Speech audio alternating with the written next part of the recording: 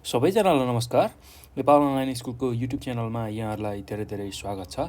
आज हामी कक्षा 7 को स्वास्थ्य शारीरिक तथा सृजनात्मक कला भन्ने जुन विषय छ त्यो विषयमा रहेको एकाइ 5 अन्तर्गतको यौनिक तथा प्रजनन स्वास्थ्य भन्ने विषयमा हामी यो भिडियोमा चर्चा गर्न गइरहेका छौँ। भाइ बहिनीहरू, अब यो विषय यो पाठ पढ्नको लागि तपाईहरु तयार भएर बस्नुहोस् है त। भाइ बहिनीहरू, हामीहरूले योभन्दा अघिको भिडियोमा एकाइ 4 सम्मको सबै कुराहरू पढिसक्यौँ, बुझिसक्यौँ, जानिसक्यौँ। तपाईहरुले त्यसलाई हेरिसक्नु भएको होला पक्कै पनि। र हेर्नु भएको छैन भने नेपाल अनलाइन स्कुलको युट्युब च्यानलमा गएर स्वास्थ्य शारीरिक तथा सृजनात्मक कला कक्षा 7 भनेर टाइप गर्नुहोस् युट्युबमा र त्यहाँ प्लेलिस्ट देख्नुहुन्छ र त्यही प्लेलिस्टमा तपाईहरुले योभन्दा अघिको एकाइहरू, योभन्दा अघिको पाठहरू पढ्न सक्नुहुन्छ, बुझ्न सक्नुहुन्छ, हेर्न सक्नुहुन्छ है त। आज हामी अब एकाइ 5 पढ्दैछौँ, यौनिक तथा प्रजनन स्वास्थ्य, यसको बारेमा बुझ्दैछौँ है त। भाइ बहिनीहरू, आफ्नो कपी कलम लिएर तयार भएर बस्नु होला है त। अब यौनिक तथा प्रजनन स्वास्थ्यलाई भाइ बहिनीहरू हामी सेक्सुअल एन्ड रिप्रोडक्टिभ हेल्थ भनेर अङ्ग्रेजीमा भन्छौँ है त। यो कुरा तपाईहरुले सम्झिनु होला। अब यसको बारेमा थोरै चर्चा गर्छु अनि म हाम्रो पाठतिर अथवा एकाइतिर अगाडि बढ्छु है त। के हो त यौनिक स्वास्थ्य अथवा प्रजनन स्वास्थ्य भनेको के हो, त्यसकै बारेमा चर्चा गरौँ। यौनिक भन्ने बित्तिकै अब यसले बृहत अर्थ राख्छ भाइ बहिनीहरू। यसको अर्थ धेरै छ र सामान्य अर्थमा बुझ्नु पर्यो भने यौनसँग जोडिएका कुराहरू। अब यौनसँग धेरै कुराहरू जोडिएको छ। प्राकृतिक जुन एउटा प्रणाली छ, प्रक्रिया छ, त्यो यौन, त्यससँग जोडिएका अब यौनको पहिचानको कुरा छ। त्यसै गरी यौनको पहिचान सँगसँगै अब यौनको बारेमा अन्य थुप्रै यावत पक्षहरू छन् हो, त्यसको समष्ट एउटा एकमुष्ट रूप, एक रूप लाई नै हामी यौनिक र यौनिकता भनेर भन्न सक्छौँ। र यौनसँग सम्बन्धित जुन स्वास्थ्य व्यवहारहरू, स्वास्थ्यका कुराहरू छन्, त्यो चाहिँ यौनिक स्वास्थ्य अन्तर्गत पर्दछन् है त। अब त्यस्तै अर्को भाइ बहिनीहरू प्रजनन स्वास्थ्य। प्रजनन भन्ने बित्तिकै भाइ बहिनीहरू कुनै पनि व्यक्तिको सन्तान उत्पादन गर्न सक्ने जुन क्षमता छ त्यसलाई हामी प्रजनन भनेर बुझ्छौँ है त। अब त्यसको लागि प्रजनन अङ्गहरूले साथ दिनुपर्छ। प्रजनन अङ्गहरूले सही रूपमा कार्य गरेमा मात्रै अब त्यो व्यक्तिले सन्तान उत्पादन गर्न सक्छ। अब प्रजननसँग सम्बन्धित जुन स्वास्थ्य छ, प्रजनन स्वास्थ्य हो, त्यही बारेमा हामी अब यो पाठमा अझै मजाले बुझ्दैछौँ है त। अब हामी हाम्रो पाठतिर अगाडि बढौँ। हाम्रो पाठमा सुरुमा के राखिएको छ भन्दाखेरि लैङ्गिक पहिचान र यौनिक अभिमुखीकरणको परिचय। हेर्नुहोस् त, के हो त लैङ्गिक पहिचान भनेको के हो र यौनिक अभिमुखीकरण भनेको के हो, त्यसकै बारेमा दिएको छ। अब त्यसलाई नै हामी अध्ययन गरौँ है त, बुझौँ है त। हेर्नुहोस् त, अब के कुरा बुझ्नुपर्छ भने भाइ बहिनीहरू, यौन भन्ने बित्तिकै जहिले पनि प्राकृतिक र जैविक चाहिँ चिज हो र यौन प्राकृतिक तथा जैविक पहिचान हो भनेर हामीले बुझ्नुपर्छ। अब यस शब्दले के गर्छ भन्दाखेरि जैविक गुणहरूको संरचना, त्यस्तै गरी प्रक्रिया र आनुवंशिकलाई जनाउँछ। यौन भन्ने बित्तिकै प्राकृतिक र जैविक पहिचान रहेछ। अब यो शब्दले जैविक गुणहरूको संरचना, त्यसको प्रक्रिया कस्तो हुने रहेछ र आनुवंशिक, वंशानुगत आनुवंशिक कुराहरूलाई जनाउँछ। व्यक्ति जन्मदा जस्तो शारीरिक रूपमा हुन्छ त्यस्तै नै यौन हो। त्यो नै यौन हो। व्यक्ति जन्मदा जुन शारीरिक रूपमा जस्तो हुन्छ त्यो नै यौन भनेर हामी भन्न सक्छौँ है त। यसले व्यक्तिलाई आफू, महिला, पुरुष, अन्तर्लिङ्गी तथा यौन अल्पसङ्ख्यक भन्ने परिचय दिन्छ। हेर्नुहोस् त, अब व्यक्ति जन्मिँदाखेरि जस्तो छ त्यो नै यौन हो। ऊ आफूलाई महिला, त्यसै गरी पुरुष, अन्तर्लिङ्गी वा यौन अल्पसङ्ख्यक भन्ने चिज, त्यो परिचय चाहिँ यही यौनको कारणले हुने रहेछ। आफू महिला हो या पुरुष हो, त्यसै गरी अन्तर्लिङ्गी हो, समलिङ्गी हो कि अन्तर्लिङ्गी हो, त्यस्तै यौन अल्पसङ्ख्यक हो, यस्ता कुराहरू चाहिँ यो भित्र पर्ने रहेछ है त। ल यो अपरिवर्तनशील हुन्छ हेर्नुहोस् त। ल यस्तो कुराहरू परिवर्तन गर्न सकिन्न। शारीरिक बनावट, उत्पादन हुने हर्मोन, देखा पर्ने परिवर्तनहरू, महिलाको डिम्ब निष्कासन हुनु, पुरुषको शुक्रकीट उत्पादन हुनु र सन्तान उत्पादन जस्ता गुण प्राकृतिक हुन्। ल हेर्नुहोस् त, हाम्रो जुन शारीरिक बनावट छ त्यो शारीरिक बनावटमा एउटा निश्चित उमेरपछि परिवर्तनहरू आउँछन् हो। किशोरावस्थामा त्यो परिवर्तनहरू देखा पर्छन्। त्यसपछि त्यही समयमा विभिन्न हर्मोनहरू शरीरमा उत्पादन हुने, त्यस्तै गरी अब विभिन्न परिवर्तनहरू मानसिक, शारीरिक र संवेगात्मक परिवर्तनहरू देखा पर्ने, त्यस्तै महिलाहरूमा डिम्बको निष्कासन हुने, त्यस्तै गरी पुरुषमा शुक्रकीटको उत्पादन हुने र सन्तान उत्पादन जुन गर्ने क्रिया छ त्यो चाहिँ सबै प्राकृतिक गुणहरू हुन्। त्यो सबै प्राकृतिक विशेषताहरू हुन् है त। ल अब यही विशेषताहरू नै यौनभित्र पर्छ। ल अब यति कुरा हामीले छोटकरीमा बुझ्यौँ। अब विशेष गरेर लैङ्गिक पहिचानको कुरा हामी गर्दैछौँ। लिङ्गको पहिचान भनेकै अब महिला हो कि पुरुष हो कि, अथवा महिला पुरुष सँगसँगै अब अहिले त तेस्रो लिङ्गीको पनि कुरा आउँछ। महिला एउटा भयो, पुरुष अर्को, त्यस्तै गरी तेस्रो लिङ्गी हो। यस्ता खालका लिङ्गको पहिचान हो। त्यो साथसाथै अब यौनिक अभिमुखीकरण कस्तो हुन्छ, कसरी चाहिँ यौनतिर मान्छे अभिमुख हुन्छ हो, त्यही कुरा चाहिँ हामीले यो पाठमा बुझ्छौँ है त। ल हेर्नुहोस् त, अब अर्को हामीले पढ्नुपर्ने बुझ्नुपर्ने चिज के छ, यौनिकता, जसलाई हामी अङ्ग्रेजीमा सेक्सुअलिटी भनेर भन्छौँ है त। ल अब यौनिकता भनेको के हो, अब यसलाई बुझौँ है त। ल यौनिकताको धेरै ठुलो अर्थ छ भाइ बहिनीहरू। अब यसलाई थोरै हामी बुझौँ के हो त यौनिकता भनेको। ल हेर्नुहोस् त, अब यौनिक पहिचान, भूमिका र प्रजनन जस्ता विषयहरूको एकीकृत रूप नै यौनिकता हो। ल हेर्नुहोस् त, के रहेछ यौन, त्यस्तै गरी यौनको पहिचान, जस्तै कि यौनको पहिचान हुँदाखेरि लिङ्गको पहिचानलाई हामीले प्राथमिकता दिन्छौँ। त्यस्तै भूमिका, यौनको भूमिका, प्रजनन हो, यस्ता खालका कुराहरूको चाहिँ एकीकृत रूप चाहिँ यौनिकता रहेछ। ल हेर्नुहोस् त, अब यो भित्र के पर्ने रहेछ, यसभित्र शारीरिक बनावट, लैङ्गिकता, लैङ्गिक पहिचान र यौनिक परिचय, यौन स्वास्थ्य, यौन अधिकार जस्ता पक्षहरू पर्छन्। ल हेर्नुहोस् त, यौनिकताभित्र के कुराहरू यसले समेट्ने रहेछ भन्दाखेरि हाम्रो शरीरको बनावट, त्यस्तै गरी लैङ्गिकता, महिला हो कि पुरुष हो कि, अर्थात् तेस्रो लिङ्गी हो कि समलिङ्गी हो कि हो, यो कुरा, त्यस्तै लैङ्गिक पहिचान, उसको पहिचान के हो, त्यस्तै यौनिक परिचय, यौनको परिचय, यौनिकता हो। अब यौन स्वास्थ्य र यौनका विभिन्न अधिकारहरू हो, त्यो सबै पक्ष चाहिँ यौनिकताभित्र आउने रहेछ। ल त्यो कुरा हामीले बुझ्नुपर्छ है।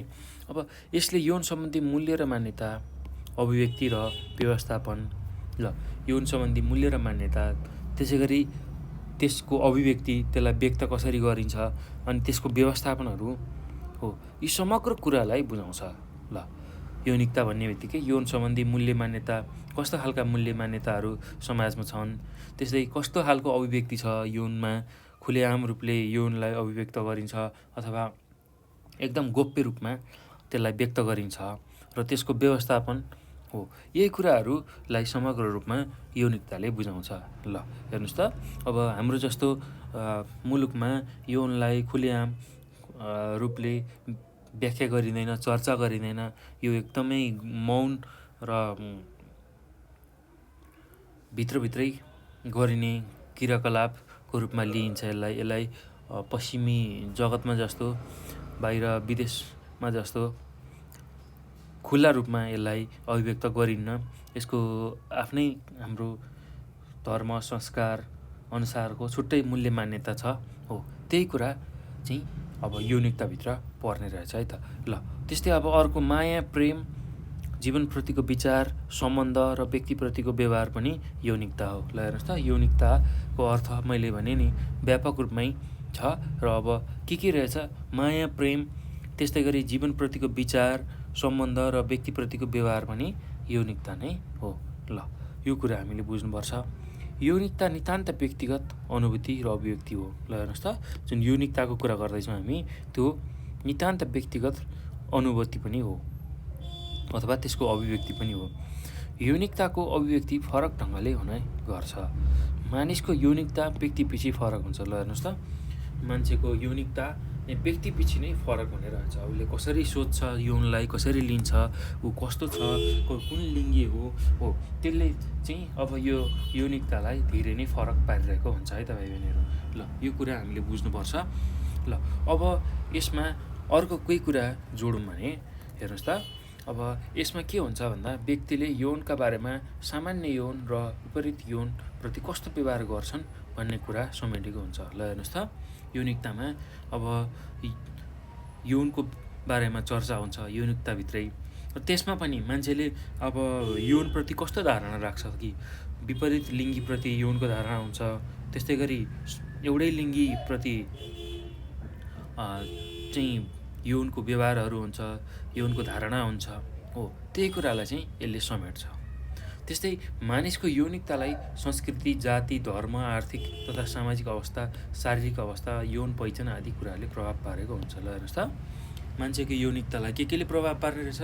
उसको धर्म, संस्कृति, त्यस्तै गरी जाति, कुन जातको छ, त्यस्तै गरी उसको आर्थिक तथा सामाजिक अवस्था, त्यस्तै शारीरिक अवस्था र यौन पहिचान, यस्ता खालका कुराहरूले प्रभाव पारिरहेको हुन्छ है त। ल त्यस्तै अब यौनिकताको अभिव्यक्ति व्यक्तिको यौन पहिचानमा पनि निर्भर गर्छ। ल हेर्नुहोस् त, मान्छेको व्यक्तिको यौनिकता चाहिँ केमा फरक पर्ने रहेछ, केमा चाहिँ निर्भर गर्ने रहेछ भन्दाखेरि उसको यौन पहिचान। के हो त यौन पहिचान भन्दाखेरि महिला हो, पुरुष हो, अथवा तेस्रो लिङ्गी हो, अथवा दुवै लिङ्गीप्रति आकर्षित हुनसक्छ, अथवा महिलामै आकर्षित हुनसक्छ, अथवा पुरुषमै आकर्षित हुनसक्छ हो। त्यो के हो त, त्यसकै बारेमा चाहिँ हामीले यौनिकताभित्र अध्ययन गर्ने रहेछौँ। यौनिकताले त्यही जुन व्यक्तिको यौन पहिचानमा पनि भर पर्ने रहेछ, निर्भर गर्ने रहेछ।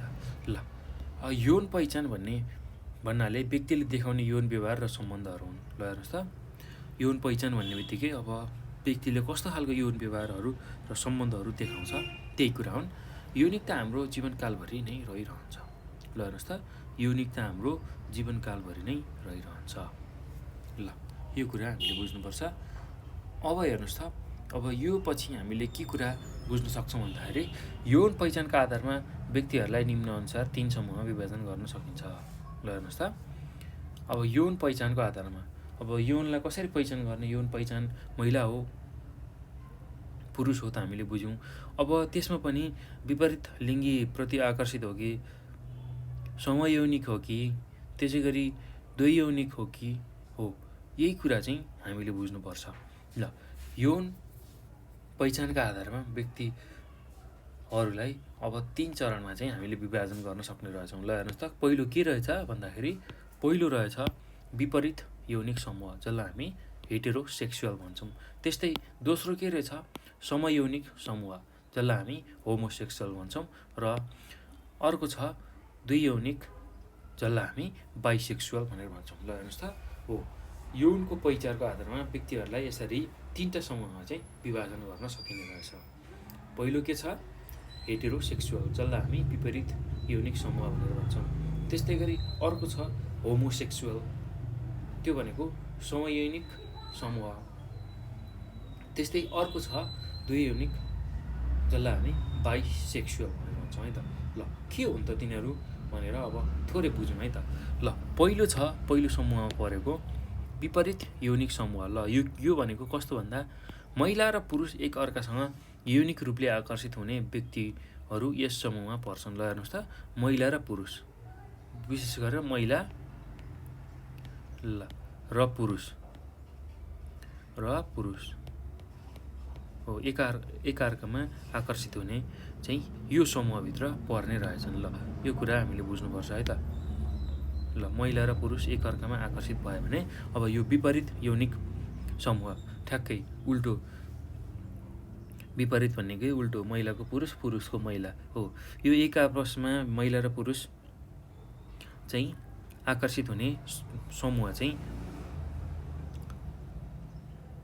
यो विपरीत यौनिक समूहमा पर्दो रहेछ। ल अब त्यस्तै अर्को छ समयौनिक समूह। ल हेर्नुहोस् त, महिला बीच वा पुरुष बीच यौनिक रूपले आकर्षित हुने व्यक्तिहरू यस समूहमा पर्छन्। पुरुष समलिङ्गीलाई गे र महिला समलिङ्गीलाई लेस्बियन पनि भनिन्छ। ल हेर्नुहोस् त, अब कस्तो हुन्छ भन्दा महिला र पुरुष मात्र एकअर्कामा आकर्षित नभई पुरुषसँग आकर्षित हुने र महिलासँग आकर्षित हुने पनि हुन्छ है भाइ बहिनीहरू। त्यो कुरा तपाईँहरूले बुझ्नुपर्छ। महिला बीच अथवा पुरुष बीच जुन यौनिक रूपले यौनको हिसाबले आकर्षित हुने व्यक्तिहरू चाहिँ यस समूहमा पर्छन्। ल समयौनिक समूहमा चाहिँ महिला र पुरुष यौनिक रूपले चाहिँ आकर्षित हुने समूह यसमा पर्छ। अब पुरुष समलिङ्गी भनेको एउटै लिङ्गीलाई हामी समलिङ्गी भन्छौँ हो। पुरुष बीच यौनको आकर्षण छ भने तिनीहरूलाई हामी के भन्छौँ, गे भनेर भन्छौँ है। गे, कोही पुरुषले कोही पुरुषलाई नै मन पराउँछ र यौनिक रूपमै उसले आफ्ना इच्छाहरू परिपूर्ति गर्छ भने त्यसलाई हामी के भन्छौँ, गे भनेर भन्छौँ है त। त्यस्तै महिला बीचको जुन समलिङ्गी छ त्यसलाई हामी लेस्बियन भन्छौँ है त। लेस्बियन हो, महिला यौनिक रूपमा आकर्षित हुनुलाई हामी के भन्छौँ, लेस्बियन भनेर भन्छौँ। ल अब यही कुरा हामीले बुझ्नुपर्छ। ल त्यस्तै अर्कोमा के छ, दुई यौनिक। ल हेर्नुहोस् त, अब यो भनेको कस्तो भन्दा कोही मानिस विपरीत यौनका साथसाथै समयौनसँग पनि यौनिक रूपले आकर्षित हुने व्यक्तिहरू यस समूहमा पर्छन्। ल हेर्नुहोस् त, अब यसमा कस्तो हुन्छ भन्दाखेरि कोही व्यक्तिहरू चाहिँ महिला पुरुषसँग आकर्षित हुने त्यो सामान्य भयो। कोही चाहिँ पुरुषसँग आकर्षित हुने अथवा महिलासँग आकर्षित हुने हुन्छ। तर यसमा चाहिँ कस्तो समूह पर्छ भन्दाखेरि जो एकजना पुरुष छ भने ऊ महिलासँग पनि आकर्षित हुने र फेरि पुरुषसँग पनि आकर्षित हुने हो। दुवैसँग आकर्षित हुनेलाई हामी दुई यौनिक भनेर भन्छौँ है त। ल हेर्नुहोस् त, महिलासँग पनि आकर्षित हुने र पुरुषसँग पनि आकर्षित हुनेलाई हामी बाइसेक्सुअल अथवा दुई यौनिक भनेर भन्छौँ। ल त्यस्तै महिला छ भने अब महिला पुरुषसँग पनि आकर्षित हुने र ऊ फेरि महिलासँग पनि आकर्षित हुने यौनिक रूपमा हो, त्यसलाई हामी दुई यौनिक अथवा बाइसेक्सुअल भनेर भन्छौँ है त। ल यो कुरा चाहिँ तपाईँहरूले बुझ्नुपर्छ। ल अब हेर्नुहोस् त, अझै अब यसको बारेमा हामी चर्चा गरौँ।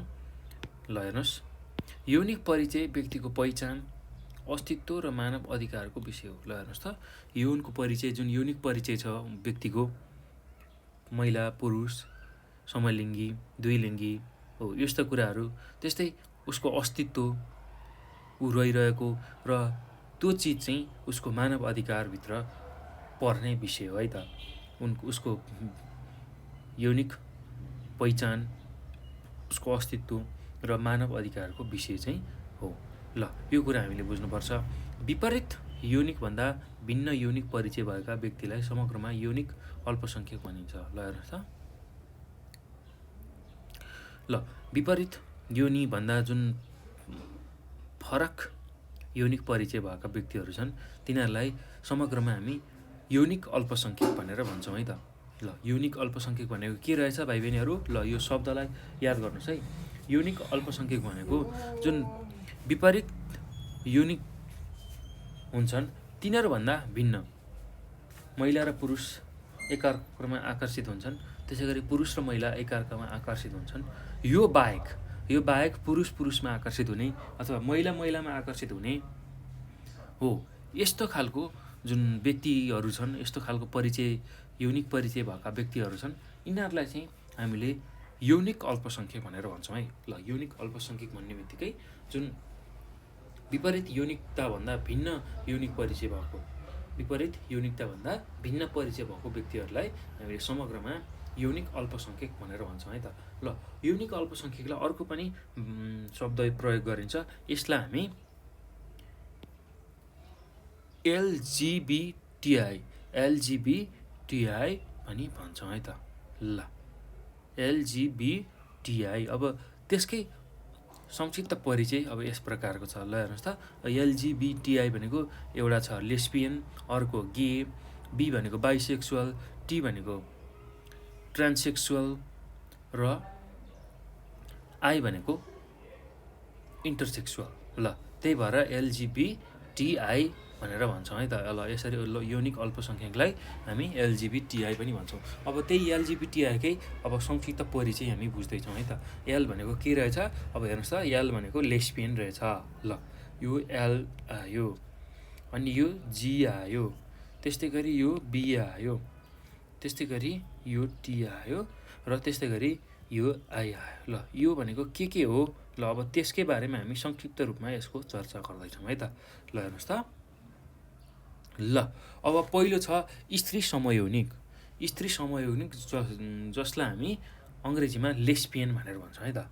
ल अब लेस्बियन भनेको तपाईँहरूले बुझिसक्नुभयो। लेस्बियन भन्ने बित्तिकै महिला बिचमा हुने जुन यौन आकर्षण अथवा यौनको क्रियाकलापहरू छ त्यसलाई हामी लेस्बियन भनेर भन्छौँ है त। ल हेर्नुहोस् त, अब यही कुरालाई बुझौँ। कुनै पनि स्त्रीहरू स्त्रीप्रति नै अथवा स्त्रीप्रति मात्रै यौनिक व्यवहारका लागि शारीरिक र भावनात्मक रूपमा आकर्षित हुन्छन् भने तिनलाई स्त्री समयौनिक भनिन्छ। ल हेर्नुहोस् त, कुनै पनि स्त्रीहरू स्त्रीप्रति नै यौनिक व्यवहार र शारीरिक र भावनात्मक रूपमा आकर्षित हुन्छन् भने तिनीहरूलाई नै हामीले स्त्री समयौनिक भनेर भन्ने रहेछौँ, र त्यसलाई अङ्ग्रेजी शब्द लेस्बियन भनेर दिएको छ है त। ल अब त्यो भन्ने बित्तिकै लेस्बियन भन्ने बित्तिकै केटी बिच, स्त्री बिच, स्त्री बिच, ल यसरी बुझ्न सक्छौँ।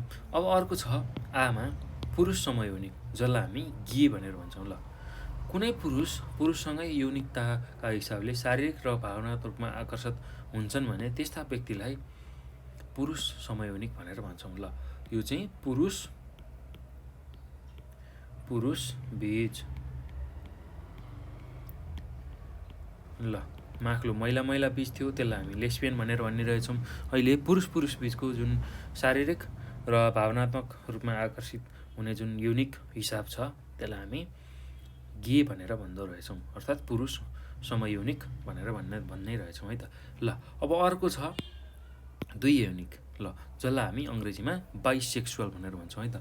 ल हेर्नुहोस् त, शारीरिक र भावनात्मक रूपमा दुवै प्रकारका यौनसँग यौनिक आनन्द गर्न, भावना साटासाट गर्न आकर्षित हुने व्यक्तिलाई द्वियौनिक भनिन्छ। ल हेर्नुहोस् त, अब एकजना पुरुष छ भने त्यो पुरुषले के गर्छ, महिलासँग पनि र पुरुषसँग पनि हो, यो दुवैसँग चाहिँ आफ्नो यौन आनन्द आदान प्रदान गर्ने, यौनको भावनाहरू साटासाट गर्ने र यौनप्रति आकर्षित हुने यस्ता खालको चाहिँ व्यक्तिलाई हामी द्वियौनिक भनिन्छ। त त्यस्तै गरी महिला पनि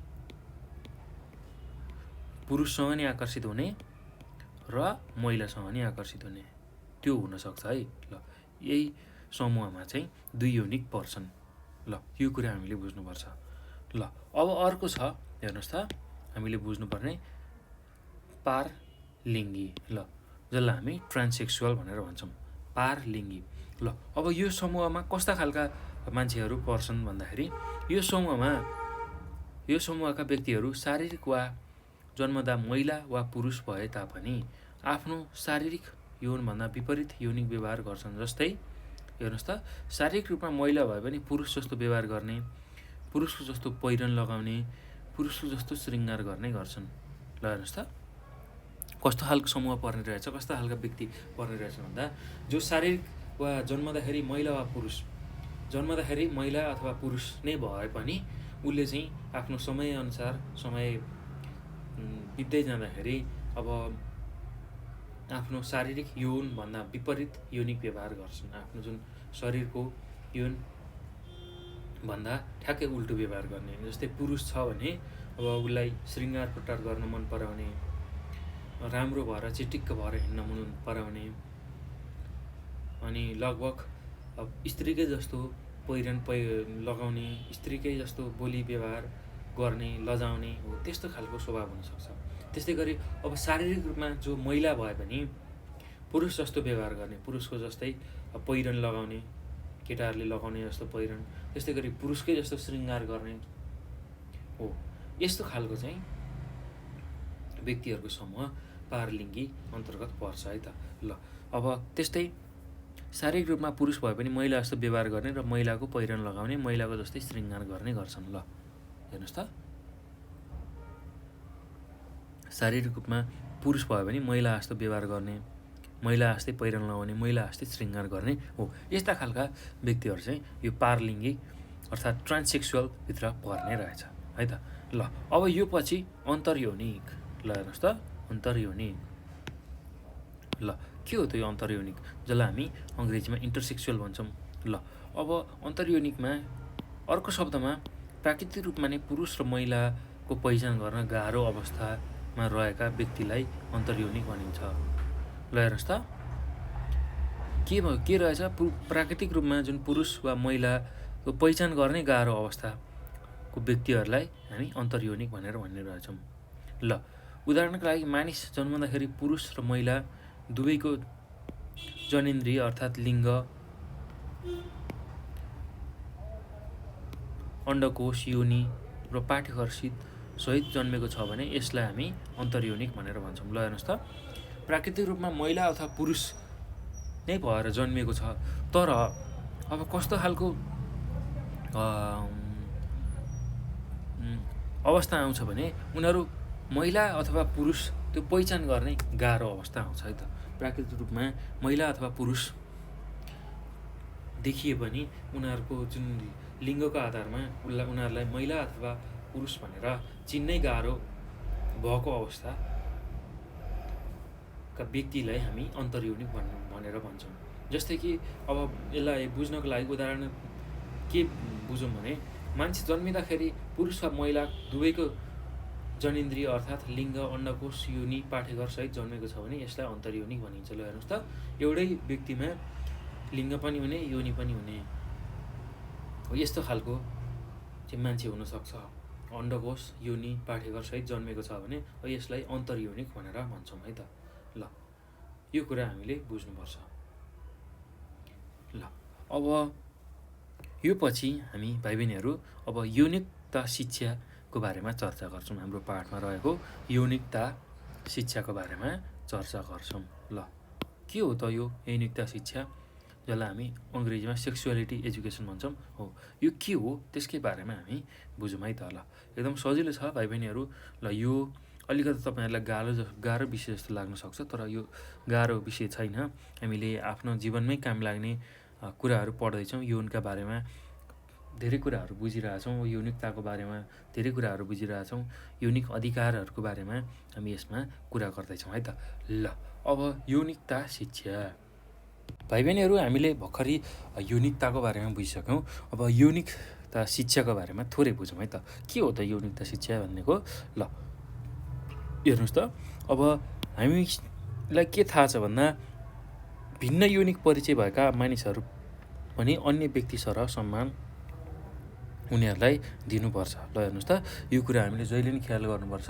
भिन्न यौनिक परिचय भएका हो त्यस्ता मानिसहरूलाई पनि अन्य व्यक्ति सरह सम्मानको आवश्यकता हुन्छ र त्यो सम्मान हामीले दिनुपर्छ। यौनिक परिचय मानव अधिकारको एउटा अंश हो। ल हेर्नुहोस् त, मान्छेको जुन यौनिक परिचय छ हो त्यो पनि उसको मानव अधिकारकै एउटा अंश हो। त्यसैले सबै प्रकारका यौनिक परिचय भएका व्यक्तिहरूको अधिकारलाई सम्मान गर्नुपर्छ। ल हेर्नुहोस् त, सबै प्रकारको यौनिक परिचय भएको जुन व्यक्तिहरू छन् उनीहरूको अधिकारलाई पनि सम्मान गर्नुपर्छ। यौनिक परिचय मानव अधिकारकै एउटा अंश भएको हुनाले सबै प्रकारको यौनिक परिचय भएका व्यक्तिहरूको अधिकारलाई पनि हामीले सम्मान गर्नुपर्छ। ल अब यौनिकता सम्बन्धी ज्ञान, अभिवृद्धि, व्यवहारमा सकारात्मक परिवर्तन ल्याउने प्रक्रियाहरूलाई यौनिकता शिक्षा भनिन्छ। ल हेर्नुहोस् त, यौनिकता शिक्षा भनेको के रहेछ? मुख्य रूपमा यौन सम्बन्धी जुन यौनिकता सम्बन्धी ज्ञान, त्यसै गरी त्यसको अभिवृद्धि, त्यसलाई बढाउने, त्यस्तै वृद्धि, त्यो पछि अब व्यवहार जुन छ त्यसमा सकारात्मक परिवर्तन ल्याउने जुन प्रक्रिया छ त्यसलाई हामी यौनिकता शिक्षा भनेर भन्ने रहेछौँ। यौन सम्बन्धी जुन ज्ञान छ, अभिवृद्धिहरू छ हो र त्यसको व्यवहार जुन छ हो त्यसमा सकारात्मक परिवर्तन ल्याउने जुन प्रक्रिया छ त्यसलाई हामी यौनिकता शिक्षा भनेर भन्ने रहेछौँ है त। ल यो कुरा हामीले बुझ्नुपर्छ। अब यसले व्यक्तिको यौनिकतालाई राम्ररी कसरी व्यक्त गर्ने, यौनिकता अनुसार कसरी जिम्मेवारीपूर्ण व्यवहार गर्ने भन्ने कुरा सिकाउँछ। ल हेर्नुहोस् त यसले के कुरा सिकाउने रहेछ भन्दा व्यक्तिलाई यौनिकतालाई कसरी व्यक्त गर्ने, यौनिकता अनुसारको कसरी जिम्मेवारीपूर्ण व्यवहार गर्ने हो त्यो कुरा सिकाउने रहेछ। ल अब यस्तो विषयवस्तुप्रति किशोर किशोरी जिज्ञासु र उत्साहित पनि हुन्छन्। ल हेर्नुहोस् त यस्तो विषयवस्तुमा किशोर किशोरीहरूमा एउटा जिज्ञासा रहेको हुन्छ, उत्साहित पनि रहेको हुन्छ। ल यो कुरा हामीले बुझ्नुपर्छ।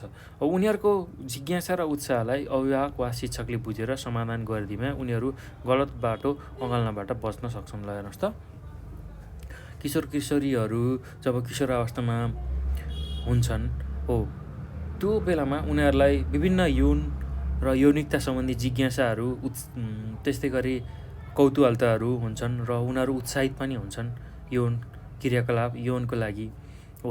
अब यस्तो बेलामा उनीहरूसँग त्यो जिज्ञासा भएको बेलामा उनीहरूलाई अभिभावक अथवा शिक्षकले राम्रोसँग बुझेर उनीहरूको समस्या बुझेर उनीहरूलाई लागेको जिज्ञासाहरू बुझेर हामीले समाधान गरिदियौँ भने उनीहरू गलत बाटो रोज्न पाउँदैनन् है त। यौनका असुरक्षित यौन व्यवहारहरूमा फस्न पाउँदैनन्। त्यस्तै गरी असुरक्षित यौन सम्पर्क राख्ने हो त्यस्ता क्रियाकलाप गर्न उनीहरूले पाउँदैनन् र यौन सँगसँगै अरू अन्य लागु पदार्थका कुलतहरूमा फस्न सक्ने सम्भावना बढी हुन्छ है किशोरावस्थामा। त्यसैले अब शिक्षक अथवा अभिभावकले त्यो कुराहरू बुझेर उनीहरूलाई उनीहरूको जुन जिज्ञासा छ उत्साह छ त्यसलाई चाहिँ कम गराइदिन सक्छन् है त। त्यस्तै घरमा आमा बुवाले, विद्यालयमा शिक्षकले र स्वास्थ्य संस्थामा स्वास्थ्यकर्मीले गोप्य रूपमा यौन र अन्य विविध पक्षसँग सम्बन्धित परामर्श र सल्लाह दिन सक्छन्। ल हेर्नुहोस् त अब घरमा आमा बुवाले त्यस्तै विद्यालयमा शिक्षक शिक्षिकाले र स्वास्थ्य संस्थामा स्वास्थ्यकर्मीहरूले चाहिँ अब यौनको बारेमा गोप्य रूपमा अथवा विविध पक्षमा यौनकै विविध पक्षमा चाहिँ उनीहरूलाई लागेको जिज्ञासा त्यसको परामर्श र सल्लाह दिन सक्छन्। यो कुरा हामीले बुझ्नुपर्छ है त। ल ठिक समयमा किशोर तथा किशोरीहरूले यौन तथा यौनिकताबारे सिक्न पाउनुपर्छ। ल हेर्नुहोस् त ठिक समयमा किशोर तथा किशोरीहरूले यौन र यौनिकताबारे सिक्न पाउनुपर्छ। ल एउटा उचित समयमा चाहिँ किशोर किशोरीहरूले यौनको बारेमा सिक्न पाउनुपर्छ। यसो भएमा स्वस्थ यौन आचरण अपनाएर आफू तथा अरूलाई पनि स्वस्थ भई जिउन मद्दत पुग्छ। यसरी उनीहरूले यौनिकता बारेमा राम्रोसँग सिके अब असुरक्षित यौन व्यवहारबाट कस्तो खालका रोगहरू के कुराहरू हुन्छन् त्यो कुरा उनीहरूले बुझ्ने बित्तिकै अब यस्तो खालको गलत आचरण उनीहरूले अपनाउन सक्दैनन् र उनीहरू आफू स्वस्थ भई अरूलाई पनि स्वस्थ बनाउन सक्छन् है त। ल यति कुरा चाहिँ हामीले यसमा बुझ्नुपर्छ।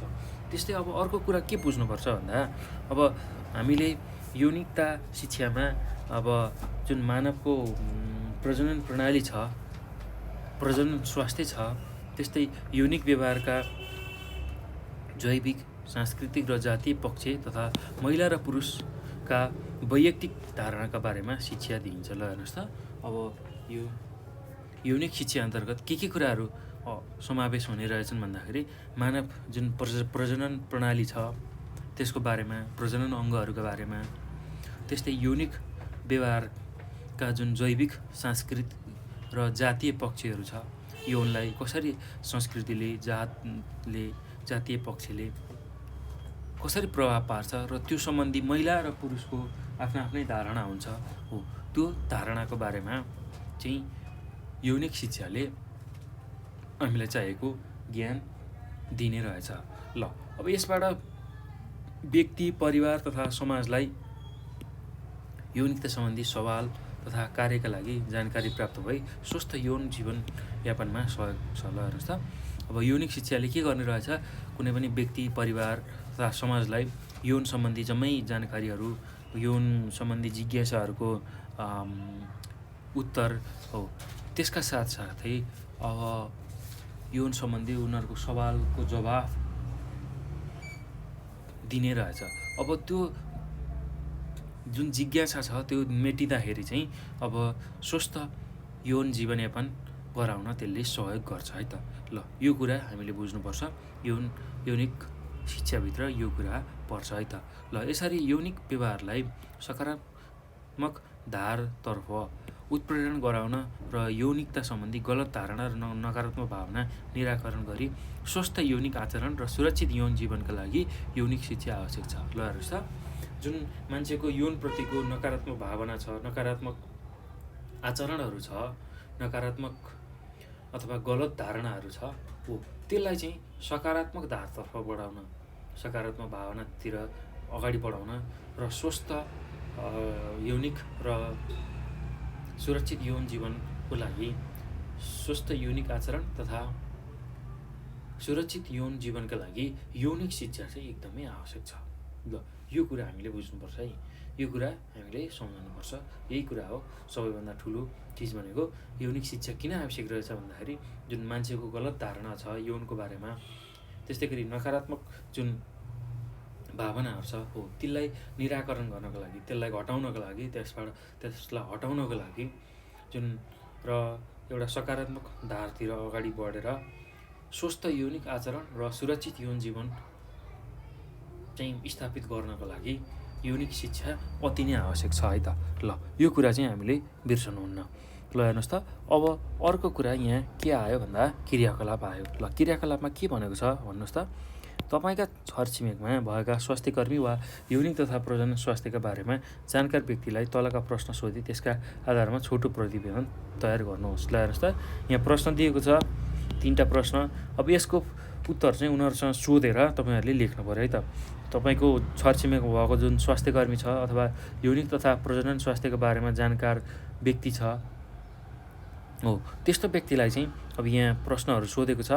अब त्यसकै उत्तर सोध्नु होला। व्यक्तिलाई यौनिकता शिक्षा किन आवश्यक पर्छ? ल हेर्नुहोस् त, ल भर्खरै हामीले चर्चा गऱ्यौँ। अब त्यही कुराहरू नै उहाँहरूले गर्नुहुन्छ होला सायद। जुन मान्छेको यौन सम्बन्धी जुन गलत धारणा छ, नकारात्मक भावना छ हो, त्यसलाई निराकरण गरी त्यसलाई हटाइकन एउटा सकारात्मक धारतर्फ अगाडि बढी स्वस्थ यौनिक आचरण र सुरक्षित यौन जीवनका लागि यौनिकता शिक्षा एकदमै आवश्यक छ। ल यही कुरा तपाईँहरूले यसमा लेख्न सक्नुहुन्छ र उहाँहरूले के कुरा भन्नुहुन्छ त्यही कुरालाई लेख्नु होला है। ल हाम्रो समाजमा यौनिकता शिक्षालाई कसरी हेर्ने गरिएको छ? ल यौनिकता शिक्षामा हाम्रो समाजको गलत धारणा र नकारात्मक भावनाहरू रहिआएको छ। अब विभिन्न सांस्कृतिक धार्मिक मूल्य मान्यताका पक्षहरू यसमा अडिएर आएका छन् र यौनलाई विवाहपछि मात्रै चाहिँ यौनलाई वैधानिकता दिएको हाम्रो समाज छ र त्यसैले यौन एउटा निश्चित उमेरपछि मात्रै त्यसको वैधानिकता त्यसलाई हामीले आफ्नो जीवनमा प्रयोग गर्ने भनेर त्यस्तो खालको कुराहरू छ। अब यौनिकता शिक्षाको राम्रोसँग अझै पनि हाम्रो देशमा त्यसको चर्चा हुन सकेको छैन। यौनलाई गोप्य कुराकै रूपमा राखिन्छ। यौनका बारेमा खुलेआम चर्चा, त्यस्तै गरी त्यसमा लागेका जिज्ञासाहरूको समाधान हुन सकेको छैन हो। यस्तै कुराहरू हुन सक्छन् है। ल त्यही कुरालाई तपाईँहरूले लेख्नु होला। ल समाजका किशोर किशोरीहरूको यौनिकताप्रतिको धारणा कस्तो छ? ल विशेष गरेर किशोर किशोरीहरूमा चाहिँ एक किसिमको जिज्ञासा र कौतूहलता यौनप्रति सधैँ नै रहन्छ। उनीहरूलाई विभिन्न कुराहरू अब जुन हर्मोनको कारणले उनीहरूको शरीरमा उत्पादन हुने हर्मोनको कारणले यौन सम्बन्धी चाहना, यौन सम्बन्धी जिज्ञासाहरू धेरै नै रहेको छ। उनीहरूप्रति एकअर्काप्रति आकर्षित हुने, त्यसै गरी यौनका भावनाहरू साटासाट गर्नलाई त्यो चाहने त्यस्तो खालको चिज छ र उनीहरूलाई विभिन्न जिज्ञासा तथा कौतूहलता रहेको हुन्छ हो। त्यही कुरा चाहिँ तपाईँहरूले यसलाई लेख्न सक्नुहुन्छ है। ल अब विशेष गरेर यो मैले भनेको उत्तरहरू हो। अब तपाईँहरूले चाहिँ आफ्नो जुन स्वास्थ्यकर्मी अथवा यौनिक तथा प्रजनन स्वास्थ्यको बारेमा जानकार व्यक्ति छ उहाँहरूलाई सोधेर लेख्नु होला है यसको विषयमा। मैले चाहिँ बुझेको कुरा र तपाईँहरूलाई मिल्न सक्ने खालको कुराहरू चाहिँ यहाँ भनेको मात्रै हो है त। ल अब यो पछि हामी अब अर्को एउटा हाम्रो पाठमा दिएको जुन विषयवस्तु छ त्यसको बारेमा चर्चा गर्छ है त। ल त्यो के हो भन्दाखेरि महिनावारी सम्बन्धी भ्रम र अन्धविश्वासले प्रजनन स्वास्थ्यमा पार्ने असर। ल हेर्नुहोस् त, हाम्रो समाजमा, हाम्रो देशमा महिनावारी सम्बन्धी विभिन्न भ्रमहरू छ हो। त्यो भ्रम अथवा अन्धविश्वासले चाहिँ हाम्रो प्रजनन स्वास्थ्यमा कस्तो खालको असर पार्छ त्यसकै बारेमा हामी चर्चा गरौँ है त। ल अब महिनावारी हुनु भनेको पर सर्नु, कसैलाई नछुनु, पूजा कोठामा नजानु, भान्सा कोठामा नछिर्नु, कुनै पनि सामानलाई नछुनु, गएर एउटा कोठामा मात्रै बस्नु, त्यसै गरी पुरुषहरूलाई नछुनु, मन्दिर नजानु हो। यस्ता खालका यावत अन्धविश्वास र भ्रमहरू चाहिँ महिनावारी हुँदाखेरि छ। अब त्यसले चाहिँ हाम्रो प्रजनन स्वास्थ्यमा कस्तो खालको असर पारिरहेको छ त, त्यसको कारणले हाम्रो प्रजनन स्वास्थ्यमा कस्तो खालको असरहरू पारिरहेको छ त हो, त्यसकै बारेमा हामी चर्चा गर्दैछौँ है त।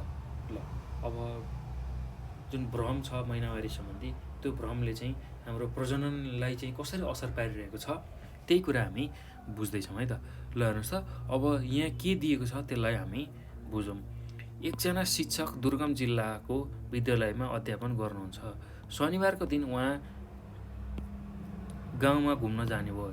एकजना किशोरी सानो झुप्रोको ढोकानेर टाउको निहुर्याएर बसिरहेको देखेर उनीसँग केही प्रश्न सोध्न थाल्नुभयो।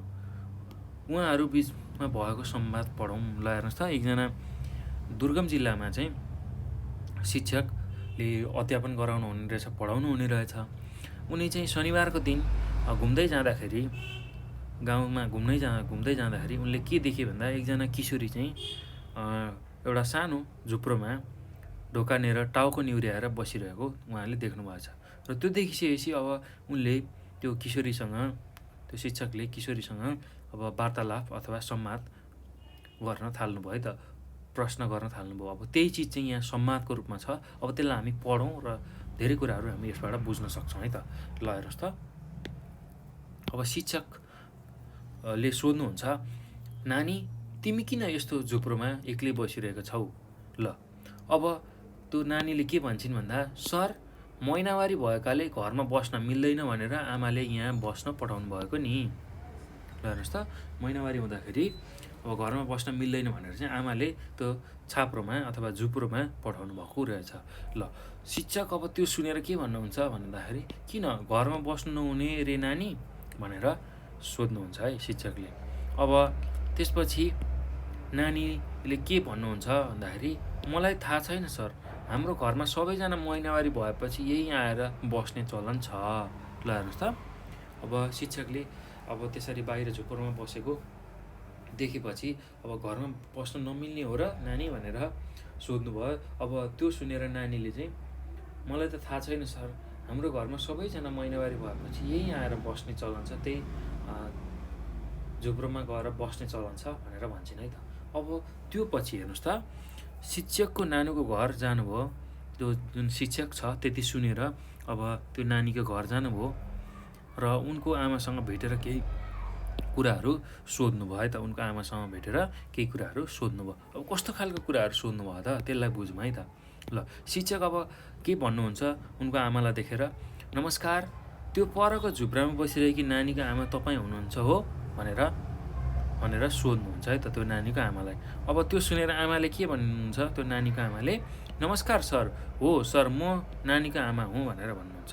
अब शिक्षकले के भन्नुहुन्छ, त्यति कुरा सुनिसकेपछि, नानीलाई त्यहाँको गोठमा एक्लै किन राख्नुभएको होला भनेर शिक्षकले सोध्छन्। अब त्यो सुनेर आमाले के भन्छन्, नानीको आमाले भन्दा, नानी नचुनी भएकाले त्यहाँ राखेको हो, चोखिएपछि मात्र यता घरमा बस्न मिल्छ सर। ल हेर्नुहोस् त, आमाले के भनिन्, नानी नचुनी भएकोले त्यहाँ त्यो राखेको हो झुप्रोमा, अब त्यो चोखिएपछि मात्रै यता घरमा बस्न मिल्छ सर भनेर भन्छन्। अब यो सुनेर शिक्षक के भन्नुहुन्छ भन्दाखेरि, किन त्यस्तो व्यवहार त गर्नु हुँदैन नि हो, यो कुरा भन्नुहुन्छ। अब त्यसपछि आमा के भन्छन् हेर्नुहोस् त, नचुनी भएको बेलामा घरमा बसेमा घरका देउता रिसाउँछन्। ल हेर्नुहोस् त, नचुनी भएको बेलामा घरमा बस्यो भने घरका देउता रिसाउँछन् भनेर आमाले भन्दैछन्। हेर्नुहोस् है, नाना थरीका रोगहरू आपतविपत आइपर्छन्, घर पनि चोखो हुँदैन सर। हाम्रो चलनअनुसार भान्साकोठामा त छिर्नै हुँदैन। यस्तो बेलामा हामी पूजा गर्ने ठाउँमा मठ मन्दिरमा पनि जानु हुँदैन। पूजा सामग्रीहरू छुनु हुँदैन।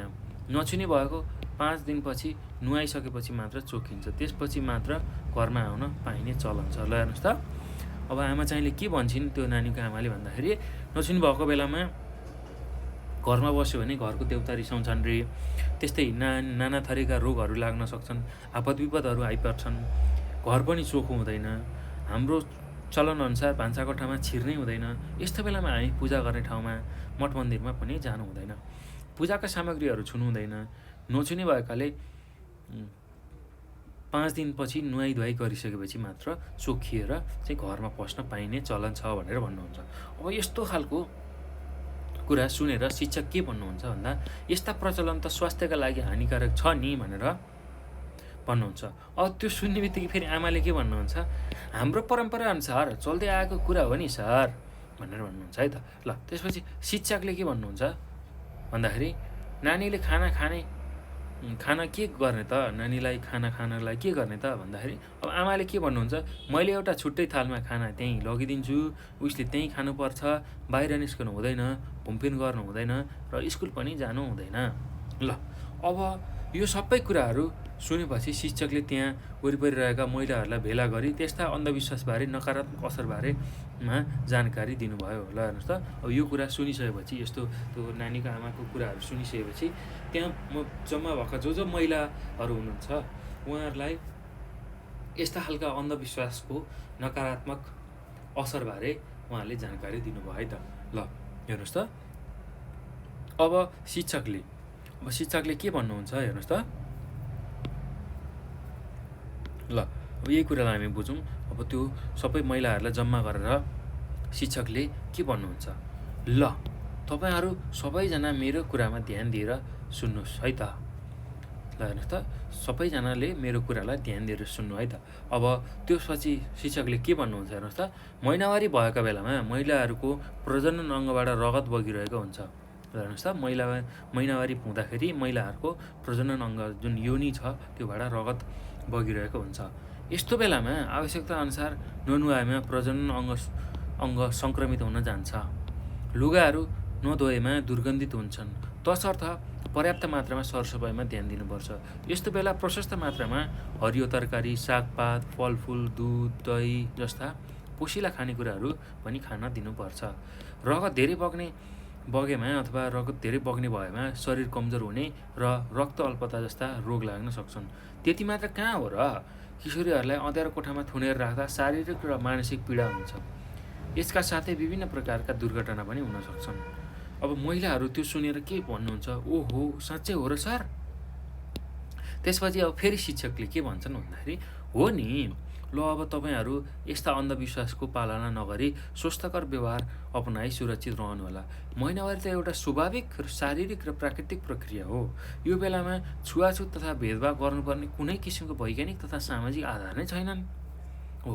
ल अब यो सुनेर महिलाहरू के भन्छन्, हामी सबैजनाले हजुरको कुरा राम्रोसँग बुझौँ। अब हामी तपाईँले भने जस्तै महिनावारी भएको बेलामा स्वस्थकर व्यवहारको पालना गर्छौँ। साथै महत्त्वपूर्ण जानकारी दिनुभएकोमा यहाँहरूलाई धेरै धेरै धन्यवाद। ल अब शिक्षकले यो सुनेर के भन्नुहुन्छ, मेरो कुरामा सकारात्मक रूपमा लिनुभएकोमा तपाईँहरू सबैजनालाई धन्यवाद। ल यसरी चाहिँ यो संवाद टुङ्गिन्छ। ल हेर्नुहोस् त, अब यहाँनिर हामीले बुझ्नै पर्ने कुरा भनेको, ल हेर्नुहोस् कस्तो खालको अन्धविश्वासले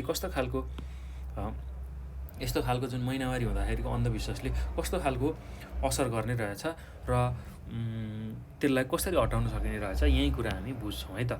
ल अब महिनावारी हुँदाखेरि भाइ बहिनीहरू, अब तपाईँहरू पनि किशोरीहरू हुनुहुन्छ भने तपाईँहरूको पनि महिनावारी सुरु भएको होला हो। अब त्यो बेलामा चाहिँ हामीले व्यक्तिगत सरसफाइमा एकदमै ध्यान दिनुपर्छ। ल त्यो कुरा हामीले बुझ्नुपर्छ है। प्रजनन अङ्गबाट रगत बगिरहेको हुन्छ, त्यो बेलामा व्यक्तिगत सरसफाइमा ध्यान दिनुपर्छ। हामीले दिनकै नुहाउनुपर्छ, किनभने नुहाइएन भने प्रजनन अङ्गहरूमा सङ्क्रमण हुन जान्छ। त्यस्तै गरी लुगाहरू पनि दैनिक रूपमा धुनुपर्छ। आफ्नो योनिबाट रगत बगिरहेको त्यसलाई रोक्नका लागि विभिन्न सफा टालो अथवा कपडा र प्याडको प्रयोग गर्नुपर्छ। त्यो कुरा बुझ्नुपर्छ भाइ बहिनीहरू। ल त्यस्तै अब लुगाहरू राम्रोसँग धुनुपर्छ, धोइएन भने त्यसले दुर्गन्ध फैलाउँछ। अब यस्तो बेलामा जुन महिनावारी भएको बेलामा हामीले खानेकुरामा विशेष ध्यान दिनुपर्छ। हरिया तरकारी, सागपात, फलफुल, दुध, दही जस्ता पोसिला खानेकुराहरू खानुपर्छ। र यदि रगतको धेरै नै बग्ने गरेको छ भने त्यति बेला एनिमिया, रक्त अल्पता जस्ता रोगले सताउन सक्छ है त। अब त्यो हुने हुँदाखेरि हामीले आइरन चक्कीहरू पनि खान सक्छौँ। फलाम तत्त्व भएका विभिन्न खानेकुराहरू छन्, हो त्यसलाई पनि हामीले खानुपर्ने हुन्छ है त। ल यो कुरा हामीले बुझ्नुपर्छ। र अब यसरी बन्द कोठामा कसैलाई थुनेर राख्दाखेरि, उनीहरूलाई महिनावारी भएको बेलामा थुनेर राख्दाखेरि त्यति बेला के हुन्छ भन्दाखेरि उनीहरूलाई शारीरिक र मानसिक पीडा हुन्छ। र कतिपय अवस्थामा त विभिन्न दुर्घटनाहरू हुनसक्छ। उनीहरूलाई गोठमा राख्दाखेरि सर्पहरूले टोक्ने, विभिन्न किरा फट्याङ्ग्राहरूले टोक्ने, हो त्यस्ता खालका चाहिँ स्वास्थ्य समस्याहरू देखा पर्न सक्छ है त। ल त्यो कुरा हामीले बुझ्नुपर्छ। ल अब यो पछि हामीले अर्को के कुरा बुझौँ भन्दाखेरि, अब महिनावारी चाहिँ के रहेछ त, यस्तो अन्धविश्वासमा नफसिकन।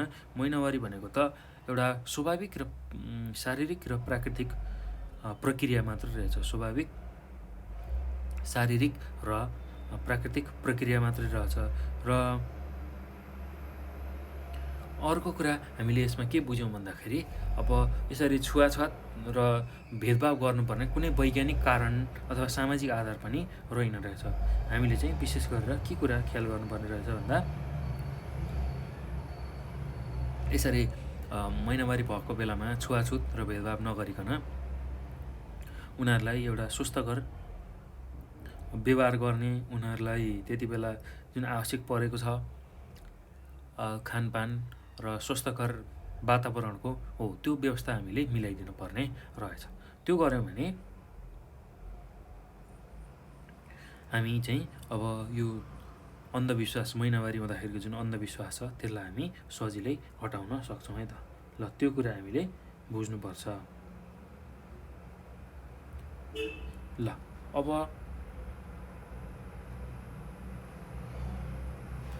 यो पछि हामी के कुरा बुझ्छौँ भन्दाखेरि, अब यहाँ एउटा क्रियाकलाप छ, हेर्नुहोस् त। अब यो क्रियाकलापको बारेमा थोरै चर्चा गरौँ है त। ल अब छलफल गर्नुहोस् भनेर भनेको छ। अब हेर्नुहोस् त, 1 नम्बरमा संवादमा महिनावारी सम्बन्धमा के कस्ता अन्धविश्वास रहेको पाउनुभयो। ल हेर्नुहोस् त, हामीले यहाँबाट के कुरा सिक्यौँ भन्दाखेरि, अब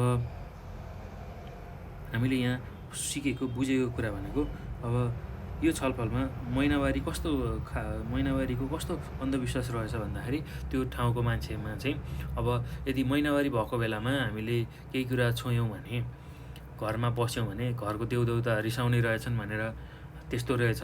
त्यस्तै गरी नाना थरीका रोगहरू आउने, आपद विपद आइपर्ने, हो यस्तो खालको कुरा रहेछन्। त्यस्तै गरी धेरै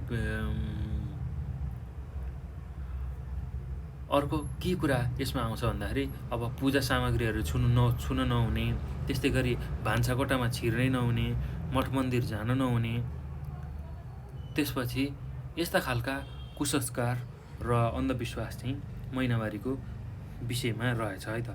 ल त्यो कुरा हामीले बुझ्नुपर्छ। ल अब यो कुरा हामीले यसमा लेख्न सक्छौँ। ल हेर्नुहोस् त, अब अर्को के छ भन्दाखेरि, अर्को 2 नम्बरमा महिनावारी सम्बन्धी अन्धविश्वासले पार्ने नकारात्मक असरहरू के रहेछन्। ल हेर्नुहोस् त, महिनावारी सम्बन्धी जुन अन्धविश्वास छ त्यसले कस्तो खालको असर पार्ने रहेछ भन्दाखेरि, अब यदि महिनावारी भएको बेलामा हामीले प्रशस्त मात्रामा आफ्नो सरसफाइमा ध्यान दिएनौँ भने, व्यक्तिगत सरसफाइमा ध्यान दिएनौँ भने त्यसले गर्दा प्रजनन अङ्गहरूमा सङ्क्रमण हुने, त्यस्तै गरी आफ्नो लुगाहरूलाई हामीले दैनिक सफा गरेनौँ भने त्यसले दुर्गन्ध फैलाउने, त्यस्तै प्रशस्त मात्रामा खानेकुराहरू खाइएन भने त्यसले के गर्छ भन्दाखेरि हाम्रो शरीरलाई कमजोर बनाउँछ। त्यस्तै अब महिनावारी हुँदाखेरि रगतहरू बगिरहेको हुनसक्छ, हो त्यो रगतको परिपूर्ति गर्न फलामयुक्त जुन तत्त्वहरू छन्, हो त्यस्ता खालका पोसिला खानेकुराहरू हामीले खानुपर्छ। र आवश्यक परेको ठाउँमा आइरन चक्की पनि खान सकिन्छ है त। यो कुरा हामीले यसमा बुझ्नुपर्छ। ल अब अर्को प्रश्न के सोधेको छ भन्दाखेरि के तपाईँको घर तथा समुदायमा पनि यस्ता अन्धविश्वासहरू छन् त? यदि छन् भने त्यसको कारणहरू के होलान्? ल हेर्नुहोस् त, अब तपाईँहरूको घर समुदाय पनि यस्तो नचिनी हुँदाखेरि बार्नुपर्ने, छुट्टै गोठमा बस्नुपर्ने, छुट्टै बस्नुपर्ने, केही चिज छुनु नहुने हो, यस्तो खालको अन्धविश्वास छ कि छैन त? त्यो कुरा पत्ता लगाउनुहोस् है त। र यदि छ भने अब त्यसको कारणहरू के होला नि त? र त्यसको कारण भनेको मुख्य भनेको यही अन्धविश्वासको कारण भनेको जुन सामाजिक एउटा परिपाटी छ, उनीहरूलाई महिनावारी सम्बन्धी ज्ञान नहुनु, अब पुर्खाले जे गरेको छ त्यही गर्नुपर्छ भन्ने जुन एउटा मान्यता छ, हाम्रो अग्रजले जे गर्यो त्यही गर्नुपर्छ भन्ने जुन एउटा मान्यता छ, त्यसलाई हामी मास थिङ्किङ भनेर भन्छौँ। सबैजनाले त्यस्तै गरेका छन्, मैले पनि त्यस्तै गर्नुपर्छ भन्ने जुन एउटा भावना छ, हो त्यस्तो खालको अन्धविश्वासले चाहिँ यो कामहरू हुन्छन् है त। ल अब यस्तो खालको अन्धविश्वास हटाउन के गर्नुपर्छ? अब यसको लागि जनचेतना फैलाउनु पर्यो। र महिनावारी एउटा प्राकृतिक र जैविक प्रक्रिया हो, यसमा त्यस्तो बार्न पर्ने कुनै वैज्ञानिक अथवा सामाजिक कुनै कारणहरू छैनन् भनेर अब तपाईँहरूले चाहिँ यसको बारेमा चेतना दिनु पर्यो है त।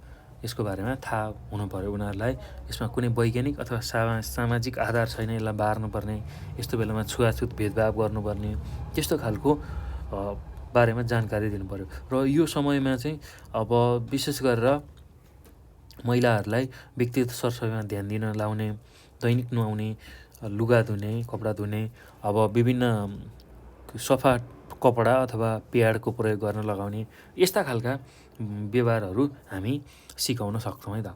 ल त्यो गरियो भने चाहिँ यो अन्धविश्वास हटेर जान्छ। ल यति कुरा चाहिँ हामीले यसमा बुझ्यौँ है त। अब हेर्नुहोस् त, अब हामी अर्को कुरा पढ्दैछौँ, अर्को कुरा बुझ्दैछौँ यही पाठमा भएको विषयवस्तु, यौन दुर्व्यवहार र सुरक्षित रहने उपाय। ल यौन दुर्व्यवहार र सुरक्षित रहने उपाय। ल अब यौन दुर्व्यवहार, ल हेर्नुहोस् त, अब हाम्रो जस्तो जुन देश छ त्यहाँका महिलाहरूमा धेरै यौन दुर्व्यवहारका घटनाहरू हामीले भएको पाउँछौँ। र यौन दुर्व्यवहार महिला मात्र नभइकन पुरुषहरूमा पनि हुनसक्छ है भाइ बहिनीहरू, यो कुरा हामीले बुझ्नुपर्छ। अब यौन दुर्व्यवहारमा विभिन्न कुराहरू आउँछन्। कुनै पनि व्यक्तिको प्रजनन अङ्ग अथवा गोप्य अङ्गहरूमा छुने अनि आफ्नो गोप्य अङ्गहरू देखाउने हो, यस्ता खालका दुर्व्यवहारहरू यसभित्र पर्छन्। त्यस्तै गरी अश्लील तस्बिर देखाउने, अश्लील शब्दको प्रयोग गर्ने, अश्लीलतालाई फैलाउने, अनि कुनै प्रभाव अथवा प्रलोभनमा पार्ने, यस्ता कुरा चाहिँ यौन दुर्व्यवहार अन्तर्गत आउँछन्। ल अब यस्तो खालको दुर्व्यवहारबाट कसरी सुरक्षित रहन सकिन्छ त्यसकै बारेमा हामी यो विषयवस्तुमा चर्चा गर्छौँ है त। ल हेर्नुहोस् त, अब यहाँ के दिएको छ त्यसलाई बुझ्दै जाउँ। ल शारीरिक, मानसिक तथा यौनिक रूपमा उत्तेजना, प्रभाव वा दबाव दिने खालका गतिविधिहरूलाई यौन दुर्व्यवहारको रूपमा लिइन्छ। ल हेर्नुहोस् त, शारीरिक रूपमा, त्यस्तै मानसिक रूपमा अथवा यौनिक रूपमा उत्तेजना गराउने, प्रभाव पार्ने र दबाव दिने जुन खालको गतिविधिहरू छ त्यसलाई हामी यौन दुर्व्यवहारको रूपमा लिन्छौँ है त।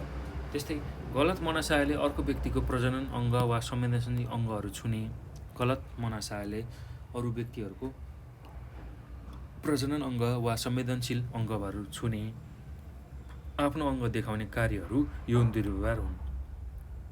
कसैले अश्लील तस्बिर देखाउने, अश्लील शब्दको प्रयोग गर्ने, प्रलोभनमा पार्ने, सामाजिक सञ्जालको दुरुपयोग गर्ने जस्ता यौन दुर्व्यवहार हाम्रो समाजमा जानी वा नजानी भइरहेका छन्। ल हेर्नुहोस् त, हाम्रो समाजमा के भइरहेको रहेछ भन्दाखेरि अश्लील शब्दहरूको प्रयोग गर्ने, अश्लील तस्बिर कसैलाई देखाउने, कुनै प्रलोभनमा पार्ने जुन सामाजिक सञ्जाल छ त्यसको दुरुपयोग गर्ने हो, यस्ता खालका यौन दुर्व्यवहार हाम्रो समाजमा जानी नजानी भइरहेकै छन्।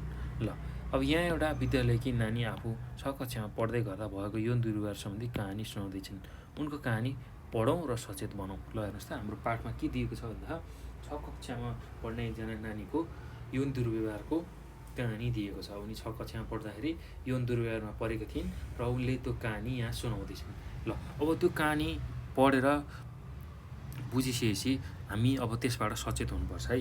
कसरी चाहिँ त्यस्तो खालको यौन दुर्व्यवहारबाट हामी बस्नुपर्छ, कसरी चाहिँ त्यस्तो दुर्व्यवहारमा पर्न हुँदैन, यदि परियो भने कसरी त्योबाट बस्ने, त्यही कुरा हामी अब बुझ्छौँ है त। ल हेर्नुहोस् त, अब यहाँ एकजना नानीको कहानी छ। अब उनले यहाँ आफ्नो कहानी सुनाउँदैछन्। म 6 कक्षामा अध्ययन गर्दै थिएँ। एकजना शिक्षकले मलाई असाध्यै माया गर्नुहुन्थ्यो। म उहाँलाई शिक्षकको रूपमा एकदमै सम्मान गर्थेँ। उहाँले कुनै पनि प्रश्न सोध्नु पर्यो भने सबैभन्दा पहिला मलाई सोध्नुहुन्थ्यो। म गृहकार्य देखाउन जाँदा माया गरेर आफूलाई नजिक तान्नुहुन्थ्यो। कहिलेकाहीँ चिमट्ने र छुने समेत गर्नुहुन्थ्यो। मलाई बेला बेलामा चक्लेट र खाजा खाने पैसा पनि दिनुहुन्थ्यो। उहाँले मलाई पढ्ने बेलामा लाज मान्नु हुँदैन भन्नुहुन्थ्यो। यसरी नै समय बित्दै गयो र म 6 कक्षा पुरा गरेर 7 कक्षामा पुगेँ। 7 कक्षामा स्वास्थ्य शिक्षा पढाउने शिक्षकले एक दिन यौन दुर्व्यवहारको सम्बन्धमा पढाउनु भयो। यति बेला मलाई आफूलाई यौन दुर्व्यवहार भएको थाहा पाएँ। 6 कक्षामा मलाई माया गर्ने सरले यौन दुर्व्यवहार पो गर्नुभएको रहेछ। मैले प्रधानाध्यापक र अभिभावकहरूलाई ती सबै कुराहरू सुनाएँ। प्रधानाध्यापकले र अभिभावकहरूले उहाँलाई यस्ता क्रियाकलाप नगर्न सचेत गराउनु भयो। साथै प्रधानाध्यापकले सबै कक्षाका विद्यार्थीहरूलाई र शिक्षकहरूलाई समेत सो सम्बन्धमा सचेत गराउनु भयो। ल हेर्नुहोस् त, अब यहाँ 6 कक्षामा पढ्दै गरेको बहिनीले आफ्नो कथा सुनाइन्। उनी 6 कक्षामा पढ्दै गर्दाखेरि उनलाई एकजना शिक्षकले असाध्यै माया गर्थे अरे। अनि उनले गृहकार्य गर्न जाँदाखेरि अथवा गृहकार्य गरिसकेपछि देखाउन जाँदाखेरि उनलाई माया गरेर आफू नजिक तान्ने, कहिलेकाहीँ छुने, चिमट्ने हो यस्ता खालका गतिविधिहरू गर्ने हुनुहुन्न रहेछ है त। ल अब उनलाई यो कुरा कति बेला थाहा भयो भन्दाखेरि कक्षा 7मा पढ्दै गर्दा जुन यौनको विषयमा, यौनिक दुर्व्यवहारको सम्बन्धमा जब उनले पढिन् तब मात्र उनलाई यौन दुर्व्यवहार भएको थाहा भयो। अब यो थाहा पाइसकेपछि उनले अभिभावक र प्रधानाध्यापकलाई यो कुरा चाहिँ भनिन् है त। ल त्यही कुरा चाहिँ उनले अब यहाँ सुनाएकी छिन्। ल अब यहाँ हेर्नुहोस् त, क्रियाकलाप दिएको छ। अब क्रियाकलापमा के भनेको छ भन्दाखेरि छलफल गर्नुहोस् भनेर भनेको छ। ल यहाँ 3वटा प्रश्न दिएको छ। अब त्यही छलफल हामी यहाँ गर्दैछौँ। कक्षा 6मा पढ्ने ती विद्यार्थीमाथि के कस्ता यौन दुर्व्यवहार भएका रहेछन्। ल हेर्नुहोस् त, कक्षा 6मा पढ्ने ती विद्यार्थीमाथि कस्तो यौन दुर्व्यवहार भएको रहेछ भनेर सोधेको छ। ल अब यौन दुर्व्यवहारमा अब कक्षा 6मा पढ्ने नानीलाई शिक्षकले माया गरेर नजिक तान्ने, चिमोट्ने, छुने, संवेदनशील अङ्गमा छुने हो यस्ता खालका गतिविधि चाहिँ गर्नुभएको रहेछ है त। ल अब यस्ता यौन दुर्व्यवहारबाट जोगिन के प्रयासहरू गर्नुपर्दो रहेछ। ल यस्ता यौन दुर्व्यवहारबाट जोगिन हामीले थाहा पाउनुपर्छ कसले कस्तो व्यवहार गरिरहेको छ, त्यो कुरा बुझ्नुपर्छ। उसले कुन हिसाबले, कुन भावले हामीलाई माया गरेको जस्तो गरेको छ कि देखावटी चिज गरिरहेको छ, त्यो कुरा हामीले बुझ्नुपर्छ। त्यस्तो थाहा पाएमा, आफूलाई शङ्का लागेमा आफ्नो अभिभावक, त्यस्तै गरी आफ्ना जान्ने बुझ्ने अग्रज व्यक्तिहरूलाई त्यसको बारेमा जानकारी दिएर हामी अब त्योबाट बस्न सक्छौँ। ल के तपाईँले कसैलाई यस्ता यौन दुर्व्यवहार भएको कुरा थाहा पाउनु भएको छ? यदि थाहा पाउनु भएको छ भने त्यस्ता समस्याहरू पर्दा के गर्नुभएको थियो? ल तपाईँहरूले पनि अब कोही मान्छे यौन दुर्व्यवहारमा परेको थाहा पाउनु भएको छ कि छैन? यदि थाहा पाउनु भएको छ भने अब त्यस्तो समस्याहरू पर्दा के गर्नुभएको थियो त्यही बारेमा तपाईँहरूले लेख्नु होला है त। ल त्यस्तो समस्यामा पर्दाखेरि अब जो मान्छेले यौन दुर्व्यवहार गरेको छ त्यो कुरा थाहा पाउने बित्तिकै उसलाई कानुनी दायरामा ल्याएर कारबाही गर्ने, उसलाई पुलिसको जिम्मा लगाउने, उसले यौन दुर्व्यवहार गरेको छ त्यो कुरा थाहा पाउने बित्तिकै हो त्यो कानुनी प्रक्रियाबाट अगाडि बढ्दा सबैभन्दा उत्तम हुन्छ है त। ल यही कुराहरू तपाईँहरूले लेख्न सक्नुहुन्छ। अब यो पछि हाम्रो पाठमा अर्को पढ्नुपर्ने, जान्नुपर्ने विषयवस्तु छ सुरक्षित यौनिक व्यवहार। ल कसरी चाहिँ यौनिक व्यवहार सुरक्षित गर्ने, यौनका व्यवहारहरू सुरक्षित तरिकाले कसरी गर्ने त्यसकै बारेमा हामी अब चर्चा गर्दैछौँ। ल एकदम सजिलो छ भाइ बहिनीहरू, केही गाह्रो छैन। ल अब यसकै बारेमा हामी चर्चा गरौँ है त। के हो त यो, कसरी गर्न सकिन्छ सुरक्षित यौन व्यवहारहरू, ल त्यसलाई बुझौँ। ल भाइ बहिनीहरू, अब यहाँ के दिएको छ भन्दा किशोरावस्थामा विभिन्न हर्मोनहरूको उत्पादन र यौनाङ्गहरूको तीव्र गतिमा विकास भएको हुन्छ। ल हेर्नुहोस् त, किशोरावस्था जब सुरु हुन्छ 10 वर्षदेखि 19 वर्षको उमेरमा, त्यति बेला चाहिँ हाम्रो शरीरमा एकदमै ज्यादा मात्रामा हर्मोनहरूको उत्पादन हुने, त्यसै गरी यौनाङ्गहरू जुन छ त्यसको वृद्धि विकास हुने तीव्र गतिमा हो, त्यस्तो भइरहेको हुन्छ। त्यो सँगसँगै अब शारीरिक, मानसिक र संवेगात्मक विकास पनि हुन्छ र त्यसमा यौन चाहनामा पनि वृद्धि हुनु सामान्य प्रक्रिया हो। ल हेर्नुहोस् त, शारीरिक, मानसिक र संवेगात्मक विकासको साथसाथै अब यौन चाहनामा वृद्धि हुनु त्यो सामान्य प्रक्रिया हो। ल यस्ता यौन सम्बन्धी चाहना र क्रियाकलापहरूलाई आत्मसंयम भई व्यवस्थित रूपले गरिने यौन व्यवहारलाई सुरक्षित यौन व्यवहार भनिन्छ। ल हेर्नुहोस् त, अब यसरी यौन चाहना त आउँछ, अब त्यो यौन चाहना आउँदै अब यौन क्रियाकलापहरूलाई हामीले एक आत्मसंयमित भएर एकदम सुरक्षित तरिकाले त्यो अथवा व्यवस्थित तरिकाले यौन व्यवहार गर्न सक्यौँ भने त्यसलाई हामी सुरक्षित यौनिक व्यवहार भनेर भन्छौँ है त। ल अब हर्मोनहरूको प्रभावले हाम्रो यौनका चाहनाहरू, यौनका उत्तेजनाहरू भइरहेको हुन्छ हाम्रो शरीरमा। त्यो हुँदाहुँदै पनि आफू संयम भएर चाहिँ सुरक्षित तरिकाको यौन व्यवहारहरू, सुरक्षित तरिकाको यौन क्रियाकलापहरू हामीले गऱ्यौँ भने त्यसलाई हामी सुरक्षित यौन व्यवहारको रूपमा लिन्छौँ है त। ल अब सुरक्षित यौन व्यवहारले व्यक्तित्वको विकास तथा स्वास्थ्य तथा सामाजिक प्रतिष्ठामा महत्त्वपूर्ण भूमिका निर्वाह गरेको हुन्छ। ल हेर्नुहोस् त, सुरक्षित यौन व्यवहार गरियो भने त्यसले व्यक्तित्वको विकास गराउन, त्यस्तै गरी सामाजिक र जुन स्वास्थ्यको एउटा प्रतिष्ठा छ हो त्यसमा पनि महत्त्वपूर्ण भूमिका निर्वाह गर्छ। ल सुरक्षित यौन व्यवहार गर्ने व्यक्तिहरू HIV, एड्स, हेपाटाइटिस, गोनोरिया लगायतका यौन सङ्क्रमणबाट बस्न सक्छन्। लगायतका यस्ता खालका जुन यौन सङ्क्रमित रोगहरू छ त्योबाट बस्न सक्छन्। HIV, एड्स, हेपाटाइटिस, त्यस्तै गरी गोनोरिया, सुजाक हो, यस्ता खालका जुन यौन रोग छ, यौन रोगबाट बस्न सक्छौँ है त। ल हामीले सुरक्षित यौन व्यवहार गऱ्यौँ भने यस्ता खालका यौन रोगबाट हामी बस्न सक्छौँ। ल अब यहाँ एउटा क्रियाकलाप दिएको छ भाइ बहिनीहरू, त्यसलाई पनि हेरौँ त, बुझौँ त। हेर्नुहोस् त, यहाँ के भनेको छ भन्दा आफूमा आएका किशोरावस्थाका परिवर्तनहरूको सूची तयार पारिएको अवस्थामा किशोर तथा किशोरीहरूले ठुलाबाट पाउनुपर्ने सहयोग या अपेक्षाको पनि सूची बनाई कक्षामा शिक्षकलाई देखाउनुहोस्। ल हेर्नुहोस् त, अब तपाईँहरू पनि किशोरावस्थामा प्रवेश गरिसक्नु भएको छ। अब त्यो हुँदाखेरि कस्तो खालको परिवर्तनहरू तपाईँहरूले अनुभव गर्नुभएको छ त्यसलाई सूचीमा लेख्नुहोस्। र अब त्यो परिवर्तन भइरहँदाखेरि अब ठुलाबडाले चाहिँ कस्तो खालको चाहिँ तपाईँहरूलाई मार्गनिर्देश, कस्तो खालको व्यवहारहरू गर्नु पर्ला त्यसकै बारेमा तपाईँहरूले लेख्नुपर्ने छ र शिक्षकलाई देखाउनु पर्ने छ। ल जब तपाईँहरू अब किशोरावस्थामा प्रवेश गरिरहनु भएको छ त्यति बेला तपाईँहरूको शारीरिक, मानसिक र संवेगात्मक विकास भइरहेको हुन्छ। शारीरिक अङ्गहरूको विकास हुने, जनेन्द्रियहरूको विकास हुने, त्यो कुरा भइरहेको हुन्छ है त। ल त्यस्तै अब शारीरिक परिवर्तन हुन्छ। महिलामा शारीरिक परिवर्तन कस्तो खालको देखिन्छ भन्दाखेरि पुट्ठाको आकार बढ्ने, छातीको आकार बढ्ने, स्तन बढ्ने, त्यस्तै गरी यौनाङ्गको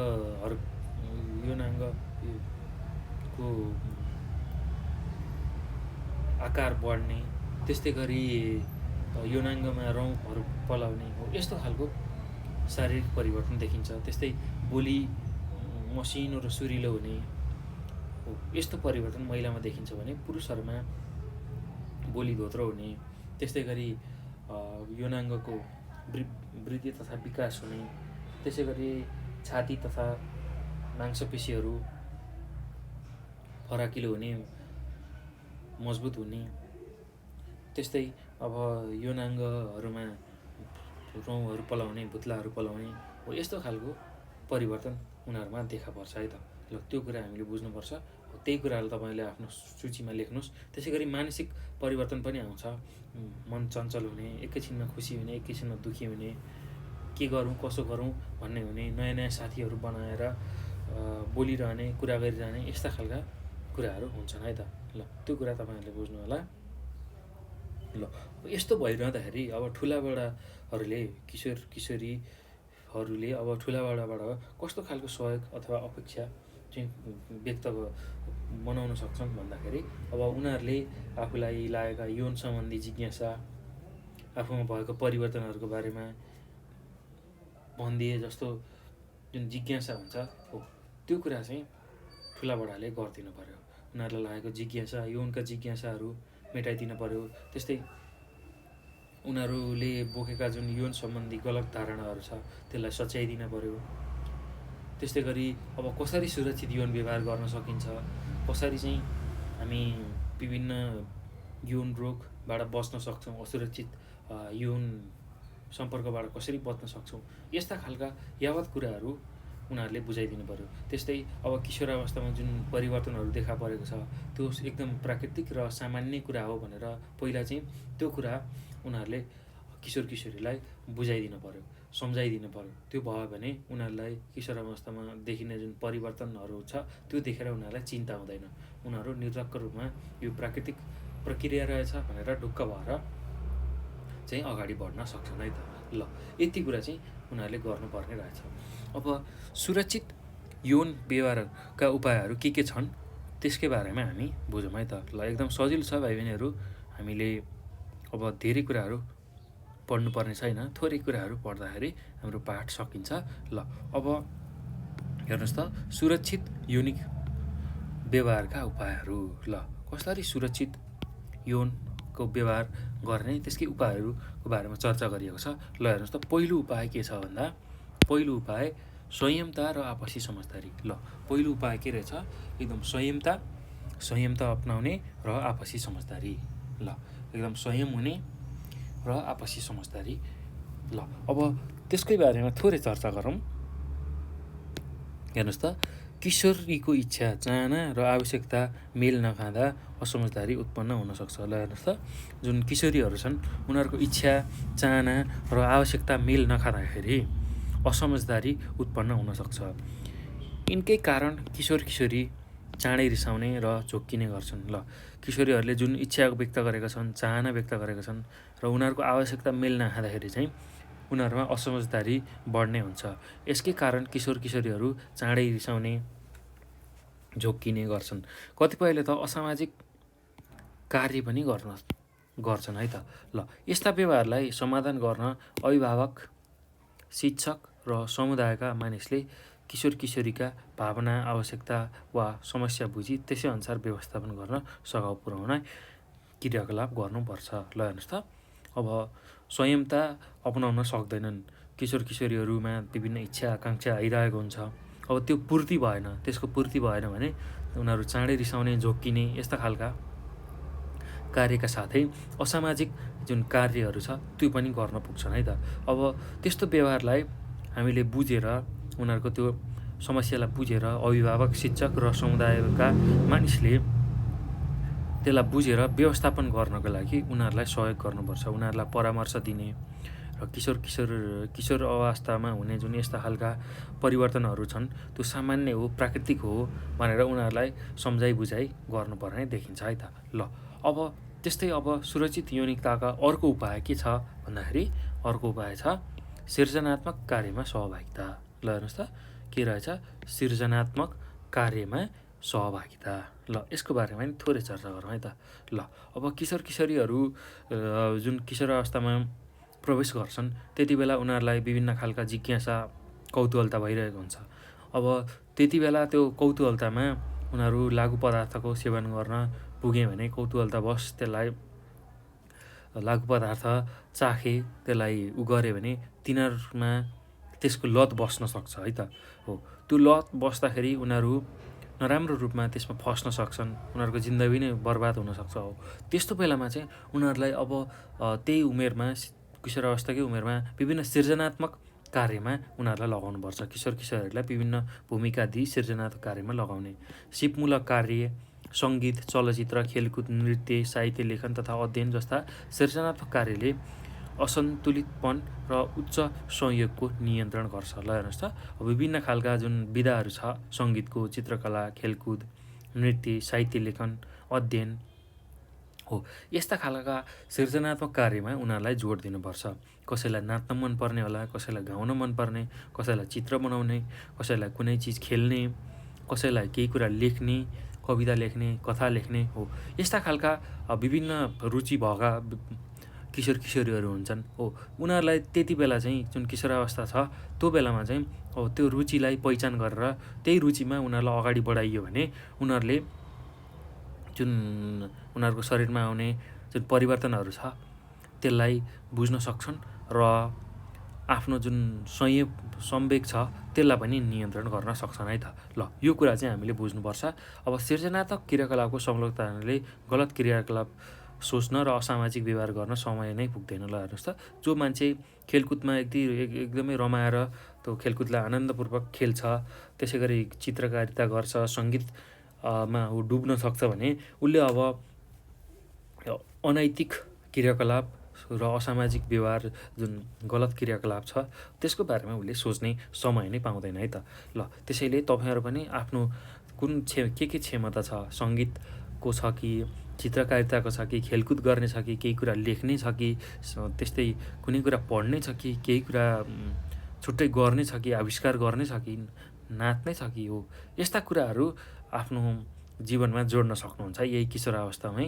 त्यो गर्नुभयो भने तपाईँहरू विभिन्न खालको जुन लत हुन्छ, गलत सङ्गतले विभिन्न लतमा पुर्याउँछ, लागु पदार्थको दुर्व्यसन, असुरक्षित यौन व्यवहारहरू हो, त्योबाट हामी बच्न सक्छौँ। त्यो कुरा हामीले बुझ्नुपर्छ है त। ल विभिन्न सृजनात्मक क्रियाकलापमा लाग्दा जिम्मेवारीको बोध हुन्छ, प्रतिभा प्रस्फुटन हुन्छ र व्यवहारमा परिपक्वता आउने भएकाले यसबाट किशोरावस्थाका समस्याहरू पनि कमी आउँछ। ल हेर्नुहोस् त, अब यसरी सृजनात्मक क्रियाकलापमा हामी लाग्यौँ भने हामीलाई आफ्नो जिम्मेवारीको बोध हुन्छ। अब जिम्मेवारीको बोध सँगसँगै अरू के कुराहरू हुन्छ भन्दाखेरि हामी आफूमा भएको जुन प्रतिभा छ त्यो प्रस्फुटित हुन्छ र त्यसका साथसाथै हाम्रो व्यवहारमा पनि परिपक्वता आउँछ। हाम्रो विभिन्न व्यवहारिक कुराहरू छ त्यसमा पनि हामी परिपक्व हुन पुग्छौँ है त। ल अब यो गर्दाखेरि हाम्रो जुन समस्या छ किशोरावस्थामा आउने समस्या त्यसको कमी हुन्छ। किशोरावस्थामा आउने जुन समस्या छ त्यसको कमी हुन्छ। ल यो कुरा हामीले बुझ्नुपर्छ। ल अब अर्को कुरा छ, अर्को हामीले बुझ्नै पर्ने भनेको सुरक्षित यौनिक व्यवहारका लागि सल्लाह। ल हेर्नुहोस् त, सुरक्षित यौनिक व्यवहारको उपायमा अर्को के छ, सुरक्षित यौनिक व्यवहारका लागि सल्लाह। ल अब हेर्नुहोस् त, यसमा के कुरा भन्न खोजेको त्यही कुरालाई बुझौँ है त। ल सुरक्षित रूपमा यौन व्यवहारका लागि सल्लाह दिने। ल हेर्नुहोस् त, सुरक्षित यौनिक व्यवहार भन्नाले यौन संयमता अपनाउने, हस्तमैथुन गर्ने र यौन सम्पर्क गर्दा कन्डमको प्रयोग गर्ने कुरा पर्छन्। ल हेर्नुहोस् त, सुरक्षित यौन व्यवहार भन्ने बित्तिकै अब यौन संयमता अपनाउने, एकदम संयमित भएर यौनका गतिविधिहरू गर्ने, त्यस्तै गरी हस्तमैथुन गर्ने र यौन सम्पर्क गर्दा कन्डमको प्रयोग गर्ने। ल यो कुरा हामीले बुझ्नुपर्छ। यौन चाहना हुँदाखेरि ढिलाइ गर्ने, अन्य सृजनात्मक कार्यमा संलग्न हुने जस्ता क्रियाकलापबाट संयमता अपनाउन सकिन्छ। ल हेर्नुहोस् त, अब संयमता कसरी अपनाउन सकिने रहेछ भन्दाखेरि यौन चाहना हुँदाखेरि ढिलाइ गर्ने र त्यो यौन चाहना हुँदाखेरि अन्य सृजनात्मक कार्यमा संलग्न हुने। त्यसरी यौन चाहना भइरहँदाखेरि अन्य सृजनात्मक कार्यमा संलग्न हुने जस्ता क्रियाकलापबाट संयमता अपनाउन सकिन्छ। युवा मैत्री यौनिक तथा प्रजनन स्वास्थ्य सेवा उपलब्ध गराएर पनि किशोरावस्थाका समस्याहरू व्यवस्थापन गर्न सकिन्छ। ल अब किशोरावस्थामा विभिन्न यौनका समस्याहरू देखा पर्छन्, उनीहरूमा जिज्ञासा हुन्छ, कौतूहलता हुन्छ हो। अब त्यसलाई चाहिँ कम गर्न, त्यसलाई व्यवस्थापन गर्न चाहिँ युवा मैत्री, युवालाई हुने खालको जुन यौनिक तथा प्रजनन स्वास्थ्य सेवा चाहिँ उनीहरूलाई उपलब्ध गराउन सकियो भने हामी चाहिँ उनीहरूलाई देखिएको समस्यालाई सहजै हल गर्न सक्छौँ है त। ल यो कुरा हामीले बुझ्नुपर्छ। र अर्को के उपाय छ भन्दाखेरि हाम्रो सुरक्षित यौनिक व्यवहारको उपायमा अर्को उपाय छ यौनिकता शिक्षा प्रदान। ल यौनिकता सम्बन्धी शिक्षा दिने। ल यौनिक शिक्षा अथवा यौनिकता शिक्षा सम्बन्धी अथवा यौन सम्बन्धी जुन विषयवस्तुको जानकारी दिन यौन प्रसारित रोगबाट सचेत गराउन र यौन व्यवहार र आचरण सिकाउन प्रदान गरिन्छ। ल हेर्नुहोस् त, जुन यौनिकता शिक्षा हामीले को कुरा गऱ्यौँ, यसको ठुलो महत्त्व छ हाम्रो यौन जीवनमा हो। अब यसले चाहिँ के गर्ने रहेछ भन्दाखेरि यौन सम्बन्धी विषयवस्तुहरूको जानकारी दिन्छ, त्यस्तै यौन प्रसारित रोगबाट कसरी बच्न सकिन्छ र त्यो रोग लाग्न नदिन के गर्ने, त्यस्तै यौन व्यवहार कस्तो खालको यौन व्यवहार गर्ने र कस्तो खालको यौन आचरणहरू देखाउने हो, त्यो कुरामा यसले हामीलाई सघाउँछ। ल त्यस्तै यसले सिकारुलाई जैविक, सांस्कृतिक तथा मानव यौनिकताका नैतिक आयामहरूका बारेमा सही ज्ञान प्रदान गर्छ। ल हेर्नुहोस् त, यसले के गर्ने रहेछ, जो सिकारु छन्, सिक्दै गरेका मान्छेलाई, उनीहरूलाई जैविक, सांस्कृतिक तथा मानव यौनिकताका नैतिक आयामहरूका बारेमा सही ज्ञान प्रदान गर्छ। यसले मानव शरीरको विकासात्मक अवस्थामा विकास हुने यौनिक इच्छा तथा व्यवहार सम्बन्धी अनुभव प्रदान गर्छ। ल हेर्नुहोस् त, यसले के गर्ने रहेछ, मानव शरीरको जुन विकास हुँदाखेरि, मानव शरीरको वृद्धि विकास भइरहँदाखेरि अब यौनका इच्छा तथा व्यवहार सम्बन्धी जुन अनुभव छ त्यसलाई पनि प्रदान गर्न सक्ने रहेछ। यसले प्रजनन प्रणाली, स्वस्थ यौनिक व्यवहार, यौन विकृति तथा त्यसका दुष्परिणाम तथा HIV र एड्स, भिरङ्गी जस्ता यौन प्रसारित रोगहरूका बारेमा जानकारी दिन्छ। ल हेर्नुहोस् त, यसले के गर्ने रहेछ, प्रजनन प्रणाली, त्यस्तै गरी स्वस्थ यौनिक व्यवहार, यौन विकृति र त्यसका दुष्परिणाम तथा HIV र एड्स, भिरङ्गी जस्ता यौन प्रसारित रोगहरूको बारेमा हामीलाई जानकारी दिने रहेछ। ल यति कुरा चाहिँ हामीले यौनिकता शिक्षामा प्राप्त गर्न सक्छौँ। ल यो चाहिँ के रहेछ भन्दाखेरि हामीले सुरक्षित यौन व्यवहारको उपायमा पढ्नुपर्ने विषय रहेछ है त। ल यो सँगसँगै अब हामी हाम्रो यो एकाइको अन्तिम कुरालाई हामी अब बुझ्न गइरहेछौँ। ल अब अन्तिम विषयवस्तु के छ भन्दाखेरि किशोर किशोरी मैत्री यौनिकता तथा प्रजनन स्वास्थ्य सेवा। ल किशोर किशोरीलाई हुने खालको यौनिकता तथा प्रजनन स्वास्थ्य सेवाको बारेमा अब हामी चर्चा गर्दैछौँ है त। ल यसमा के कुराहरू दिएको छ त्यही कुरालाई हामी बिस्तारै बुझौँ है त। ल अब यति पढ्ने बित्तिकै हाम्रो यो एकाइ समाप्त हुन्छ र त्यसपछि हामी अभ्यासमा जान्छौँ है त। ल हेर्नुहोस् त, अब किशोर किशोरी मैत्री यौनिकता तथा प्रजनन स्वास्थ्य। ल यसमा के कुरा पर्ने रहेछ त्यसलाई चर्चा गरौँ है त। किशोर किशोरीहरूको माग र आवश्यकता केन्द्रित यौनिक तथा प्रजनन स्वास्थ्य सम्बन्धी सेवा, सल्लाह, परामर्श नै किशोर किशोरी मैत्री यौनिक तथा प्रजनन स्वास्थ्य सेवा हो। ल हेर्नुहोस् त, अब के रहेछ त किशोर किशोरी मैत्री यौनिकता तथा प्रजनन स्वास्थ्य सेवा भनेको जुन किशोर किशोरीहरूको माग अथवा आवश्यकता अनुसार केन्द्रित भएर यौनिक तथा प्रजनन स्वास्थ्य सम्बन्धी जुन सेवा छ, उनीहरूलाई चाहिएको सल्लाह छ र परामर्श दिने जुन कार्य छ त्यसलाई हामी किशोर किशोरी मैत्री यौनिक तथा प्रजनन स्वास्थ्य सेवा भनेर भन्छौँ है त। ल अब यो सेवा कहाँबाट प्राप्त गर्न सक्छौँ भन्दाखेरि यो सेवा नजिकैको स्वास्थ्य केन्द्र, सञ्चार माध्यमका विभिन्न माध्यमहरू छन्, त्यस्तै अहिलेको सामाजिक सञ्जाल, विभिन्न वेबसाइट, त्यसै गरी सचेतनामूलक कार्यक्रम आदि मार्फत दिन सकिन्छ। ल हेर्नुहोस् त, अब किशोर किशोरी मैत्री यौनिकता तथा प्रजनन स्वास्थ्य अहिले कहाँबाट प्राप्त हुन सक्ने रहेछ भन्दाखेरि स्वास्थ्य केन्द्रबाट, त्यस्तै गरी सञ्चार माध्यमबाट, त्यस्तै सामाजिक सञ्जाल अहिले Facebook, YouTube, Instagram, Viber, Telegram हो यस्तो चिजबाट, त्यस्तै गरी विभिन्न वेबसाइटहरूबाट र सचेतना कार्यक्रम मार्फत यसलाई आदान प्रदान गर्न सकिन्छ है त। ल यसलाई दिन सकिन्छ। यस अवस्थामा उनीहरूको आवश्यकताको सम्बोधन गर्न र समस्याको समाधान गर्न पनि यो सेवा आवश्यक हुन्छ। ल हेर्नुहोस् त, उनीहरूको कस्तो आवश्यकता छ, त्यस्तै गरी त्यसलाई सम्बोधन गर्ने उनीहरूको कस्तो खालको समस्याहरू रहेको छ त्यसलाई पनि अध्ययन गरेर अब त्यही अनुसारको आवश्यक सेवा चाहिँ उनीहरूलाई दिनुपर्ने हुन्छ है त। ल आफू र आफ्नो शारीरिक परिवर्तनप्रति सकारात्मक सोच बनाउन र जिम्मेवारीपूर्ण बन्न तथा सही निर्णय गर्न सक्ने जुन क्षमता छ त्यसको अभिवृद्धि गर्न सरसल्लाह र परामर्श सेवा आवश्यक छ। ल हेर्नुहोस् त, सरसल्लाह तथा परामर्श किन आवश्यक रहेछ भन्दाखेरि आफू र आफ्नो शरीरमा जुन परिवर्तन हुन्छ किशोरावस्था सुरु भएपछि त्यसको बारेमा सकारात्मक सोच बनाउन। यो प्राकृतिक प्रक्रिया हो, यसरी मेरो ममा आएको परिवर्तनहरू प्राकृतिक हो, जैविक हो, त्यसैले अब यसमा मैले केही चिन्ता लिनु पर्दैन, यस्तो खालको सोच बनाउन।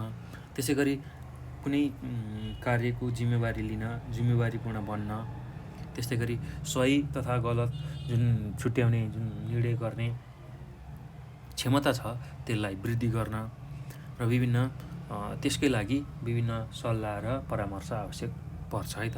ल, प्रजनन स्वास्थ्य सेवालाई निम्नलिखित बुँदाका आधारमा यसका आवश्यकता पुष्टि गर्न सकिन्छ। ल हेर्नुहोस् त, अब प्रजनन स्वास्थ्य सेवाको के रहेछ त आवश्यकता हो, त्यसकै बारेमा हामी अब यहाँ बुँदागत रूपमा छलफल गरौँ है त।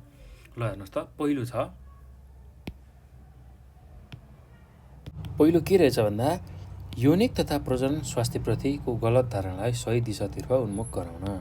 ल हेर्नुहोस् त, किन आवश्यक रहेछ अब यो प्रजनन स्वास्थ्य सेवा किन आवश्यक रहेछ हामी भन्दाखेरि हामीलाई यौन तथा प्रजनन स्वास्थ्यप्रति जुन गलत धारणाहरू छ त्यसलाई सही दिशा दिनको लागि, सही दिशातिर लग्नको लागि। त्यस्तै अर्को भनेको किशोर किशोरीमा सुरक्षित यौनिक व्यवहारको विकास गर्न मार्गदर्शन गर्न।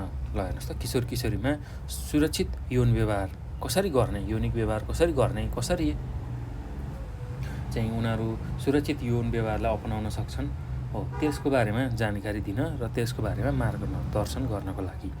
त्यस्तै यौन तथा यौनजन सम्बन्धी, यौनिकता सम्बन्धी जुन जिज्ञासाहरू छन्, कौतूहलता छन्, त्यसलाई मेटाउन र यौनिकता सम्बन्धी जीवन उपयोगी जुन सिक्न र सिकाउन।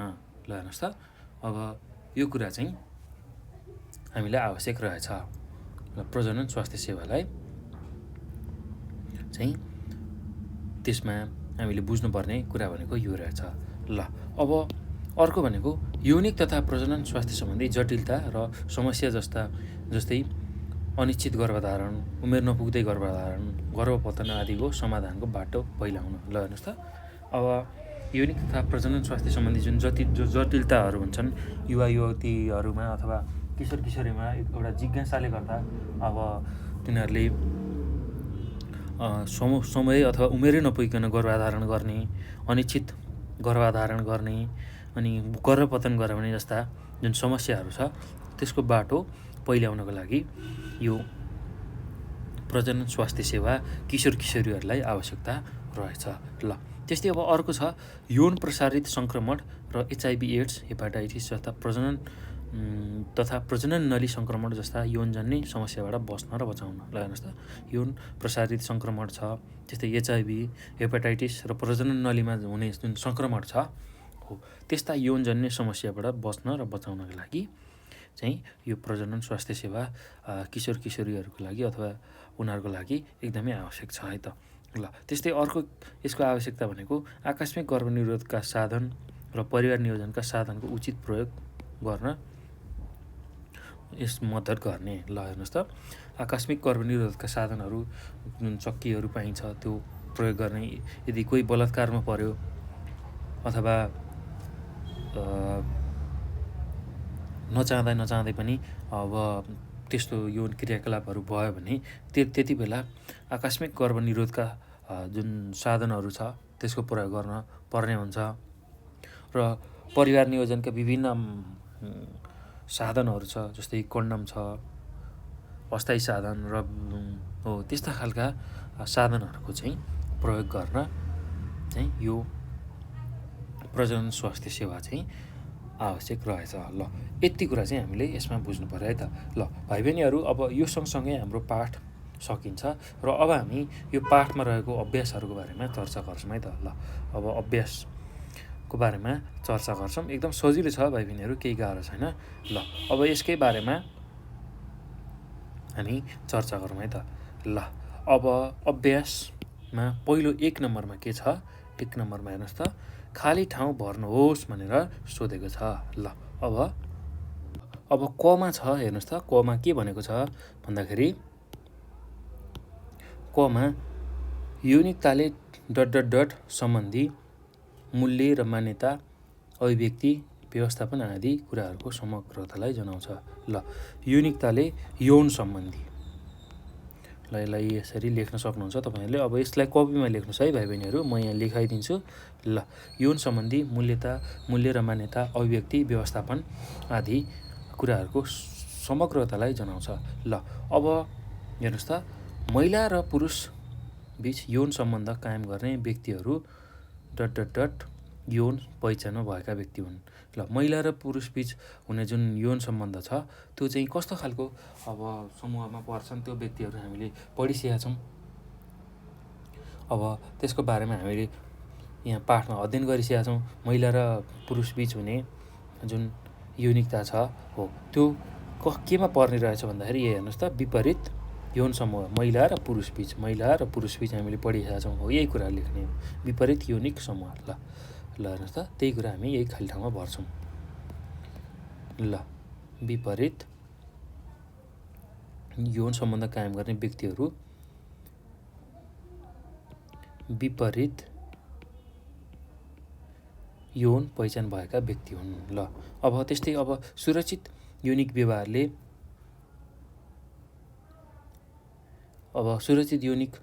के गराउँछ? यौनजन्य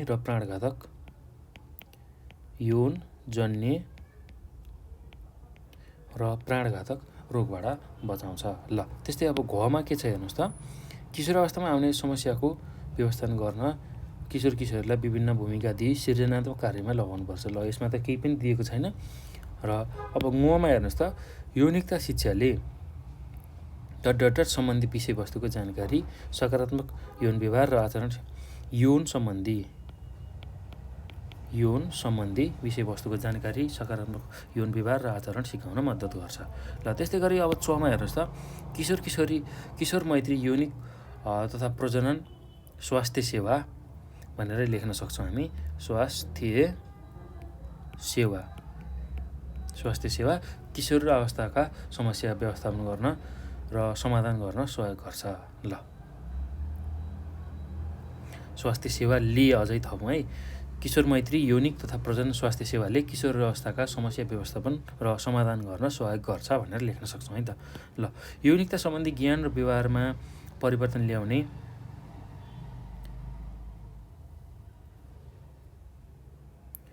जुन ... यौनिकता शिक्षा हो। ल हेर्नुहोस् त, यौनिकता सम्बन्धी ज्ञान र व्यवहारमा परिवर्तन ल्याउने ... यौनिकता शिक्षा हो। ल्याउने अब शिक्षा नै यौनिकता शिक्षा हो भन्न सक्छौँ है त। ल्याउने शिक्षा अथवा ज्ञान शिक्षा नै यौनिकता शिक्षा हो भनेर लेख्न सक्छौँ। ल यौनिकता सम्बन्धी जुन ज्ञान र व्यवहारमा परिवर्तन ल्याउने शिक्षा अथवा वस्तु नै त्यो कुरा नै यौनिकता शिक्षा हो भनेर हामी भन्न सक्छौँ। ल अब 2 नम्बरमा हेर्नुहोस् त, अभ्यासको हाम्रो 2 नम्बरमा के छ भन्दाखेरि तलका प्रश्नहरूको उत्तर दिनुहोस्। ल हामीसँग यहाँ 5वटा प्रश्नहरू छन्। ल त्यसलाई अब हामीले यहाँ उत्तर दिन्छौँ है त। ल भाइ बहिनीहरू, अब यसको उत्तर तपाईँहरूले आफ्नो कपीमा चाहिँ लेख्नु होला है। म यहाँ भनिदिन्छु यसको उत्तर अथवा कति लेख्ने भनेर तपाईँहरूलाई देखाइदिन्छु। त्यही उत्तर चाहिँ तपाईँहरूले आफ्नो कपीमा टिपेर राख्नु होला है त। ल अब पहिलो प्रश्न छ, भिन्न भिन्न लैङ्गिक पहिचान भएका व्यक्तिलाई समान व्यवहार गर्नुपर्छ किन? ल हेर्नुहोस् त, अब त्यो उनीहरूको त्यसमा कुनै दोष हुन्न है भाइ बहिनीहरू। ल भिन्न भिन्न लैङ्गिक पहिचान भएका व्यक्तिहरूलाई हामीले सम्मान गर्नुपर्छ र भिन्न भिन्न लैङ्गिक पहिचान हुनु भनेको त्यो पनि उनीहरूको मानव अधिकार, यौनिक जुन कुरा छ लैङ्गिक मानव अधिकारभित्र पर्दछ।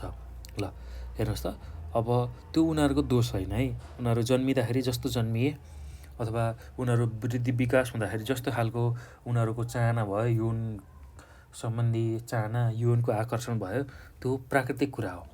कोही मान्छे केटीप्रति आकर्षित हुने, कोही केटाप्रति, कोही केटा मान्छे छ र केटीप्रति आकर्षित हुन सक्छ, त्यो भनेको उसको बसको कुरा होइन।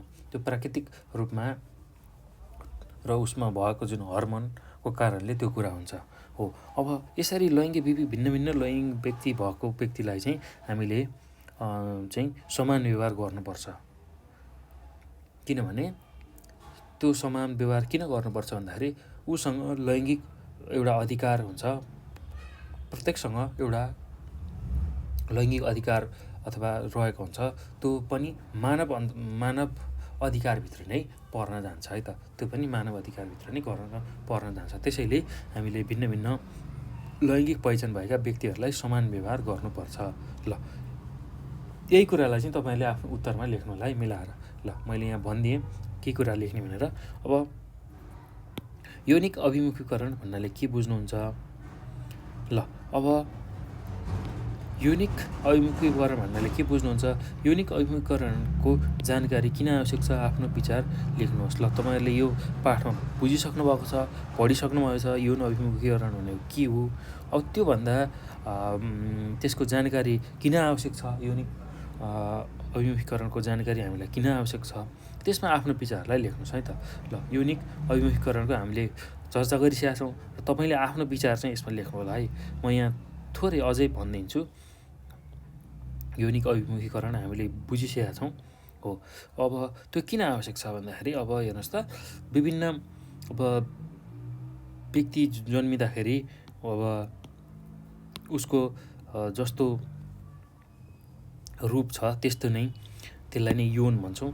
अब यसरी त्यो व्यक्ति आफू महिला पुरुष अन्तर्लिङ्गी अथवा यौन अल्पसङ्ख्यक हो भन्ने कुरा त्यसले चाहिँ परिचय दिन्छ।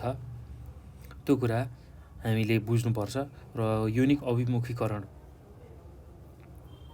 भन्ने बित्तिकै यौन अभिमुखीकरण भन्ने बित्तिकै हामीले के बुझ्नुपर्छ भन्दाखेरि कुनै व्यक्ति कुनै लिङ्ग को व्यक्तितर्फ आकर्षित छ भने, कुनै व्यक्ति कुनै लिङ्गको व्यक्तितर्फ आकर्षित छ भने हो त्यो विषयलाई हामी यौन अभिमुखीकरण भनेर भन्छौँ है त। कुनै व्यक्ति चाहिँ कुनै लिङ्गको व्यक्तितर्फ, जस्तै कि पुरुष महिलातर्फ, त्यस्तै गरी महिला पुरुषतर्फ, त्यसै गरी पुरुष पुरुषतर्फ अथवा महिला महिलातर्फ यसरी आकर्षित छ भने हो त्यसलाई हामी यौन अभिमुखीकरण भनेर भन्ने रहेछौँ। ल अब किन आवश्यक रहेछ, अब त्यसकै बारेमा हामीले आफ्नो विचार व्यक्त गर्नुपर्ने छ। र तपाईँहरूले पनि यो पाठ पढिसक्दाखेरि धेरै कुराहरू बुझिसक्नु भएको छ, आफ्नो विचार यसमा व्यक्त गर्नुहोस् है त। अब यो किन आवश्यक छ भन्दाखेरि अब हेर्नुहोस् त, कुनै पनि व्यक्ति किशोर अवस्थामा पुग्दा उसले अरू व्यक्तिप्रति आकर्षण महसुस गर्छ। यो आकर्षण रोमान्टिक, यौनिक, शारीरिक र भावनात्मक हुन्छ। जब हामी 13-14 वर्ष माथि हुर्कँदै जान्छौँ र हाम्रो शरीरमा परिवर्तन आउन थाल्छ, हामीमा आकर्षणको दोहोरो अनुभूति पनि सुरु हुन थाल्छ। ल जो हाम्रो आफन्त वा साथीभाइप्रतिको मायाको अनुभूतिभन्दा फरक र सशक्त हुने गर्छ। यिनै सशक्त यौन आकर्षणका अनुभूतिहरूले हामीमा शारीरिक सम्बन्ध राख्ने पनि इच्छा जगाउँछ है त। ल यो उनीहरूको यौन अभिमुखीकरण हो यो त्यही भएर नै आवश्यकता रहेछ है त। ल त्यो कुरा हामीले बुझ्नुपर्छ। यौन अभिमुखीकरण भन्नाले अब हामीले बुझिसक्यौँ र यो किन आवश्यक रहेछ भन्ने हामीले बुझ्यौँ है त। ल अब हेर्नुहोस् त, गमा के सोधेको छ, के प्रश्न गरेको छ भन्दा तपाईँको समाजमा महिनावारी सम्बन्धी के कस्ता भ्रम र अन्धविश्वासहरू छन्, यसले प्रजनन स्वास्थ्यमा पार्ने असरहरू उल्लेख गर्नुहोस्। ल हेर्नुहोस् त, अब तपाईँहरूको समाजमा पनि महिनावारी सम्बन्धी विभिन्न गलत धारणाहरू हुन सक्छन्, विभिन्न अन्धविश्वासहरू भ्रमहरू हुन सक्छन् हो।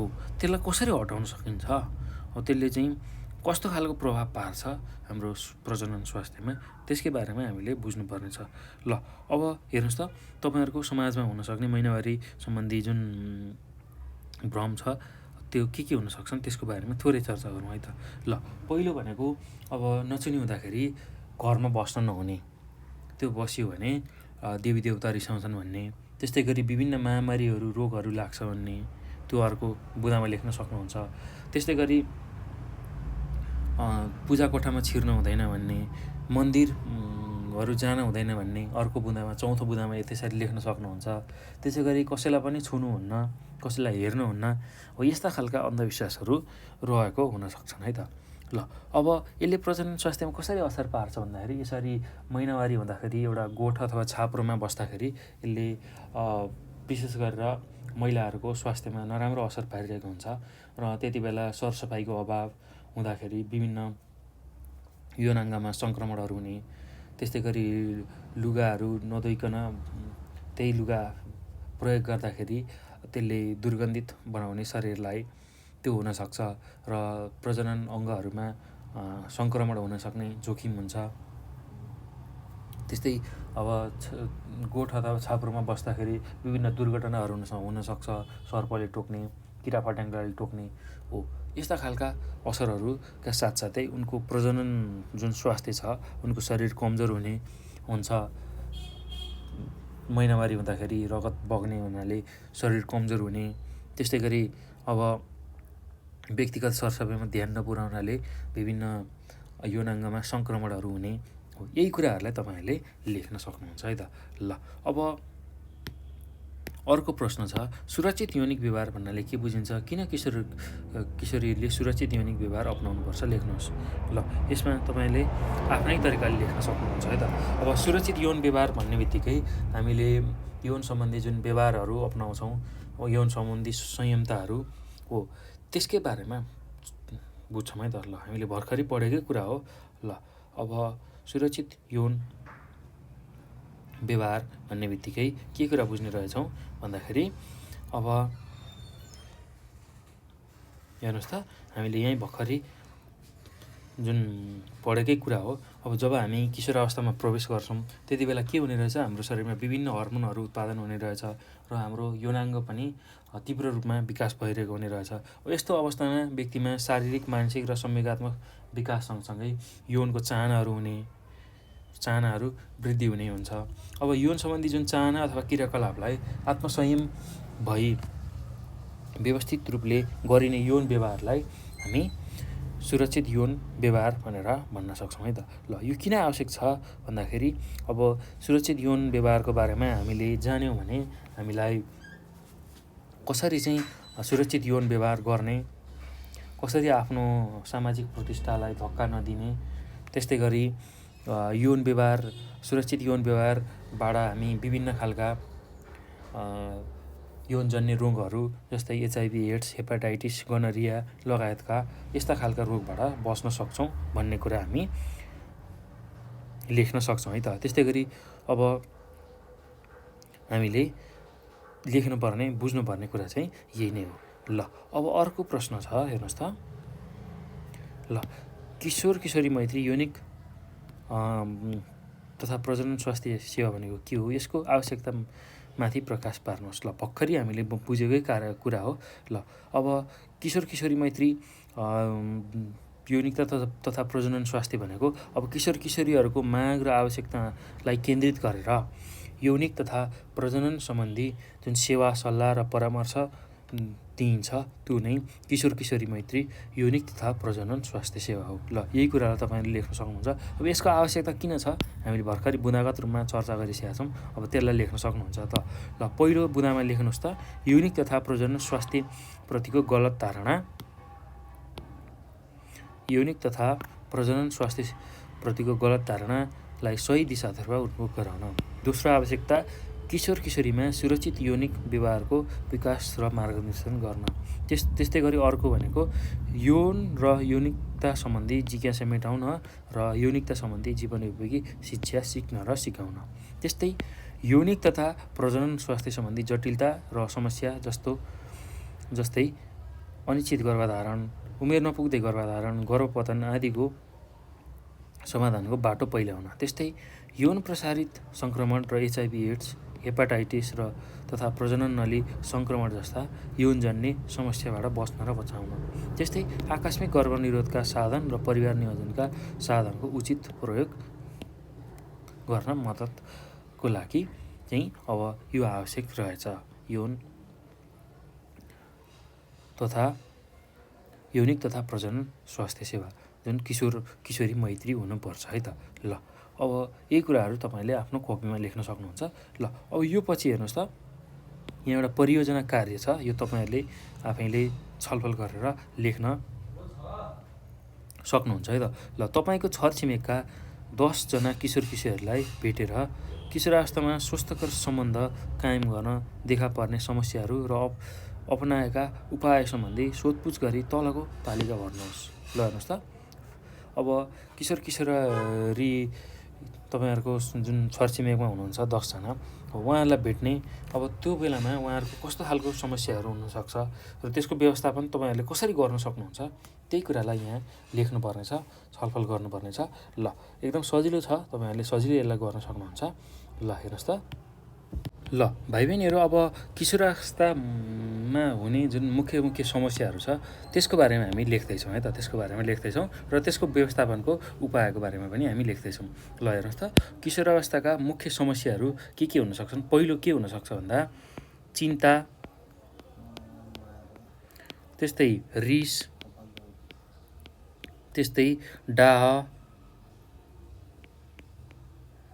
तथा घृणा। ल यस्तो खालको समस्याहरू उनीहरूमा देखा पर्न सक्छ है त। ल त्यस्तै अर्को समस्या के देखा पर्न सक्छ भन्दा असुरक्षित यौन व्यवहार। ल असुरक्षित यौन व्यवहार। ल यो कुरा तपाईँले लेख्नुहोस् है त। ल त्यस्तै अर्को के हुन्छ भन्दाखेरि असन्तुलित पारिवारिक तथा साथी सम्बन्ध। ल असन्तुलित पारिवारिक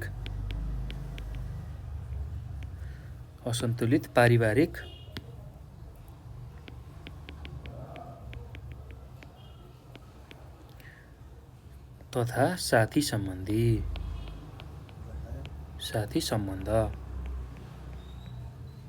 ल त्यस्तै अर्को के हुन सक्छ भन्दा धुमपान,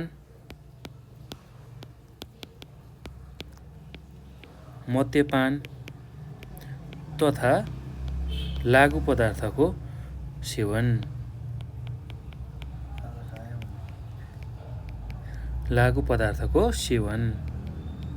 ल त्यस्तै अर्को के देखिन सक्छ भन्दाखेरि बिरामीपन तथा दुर्घटना।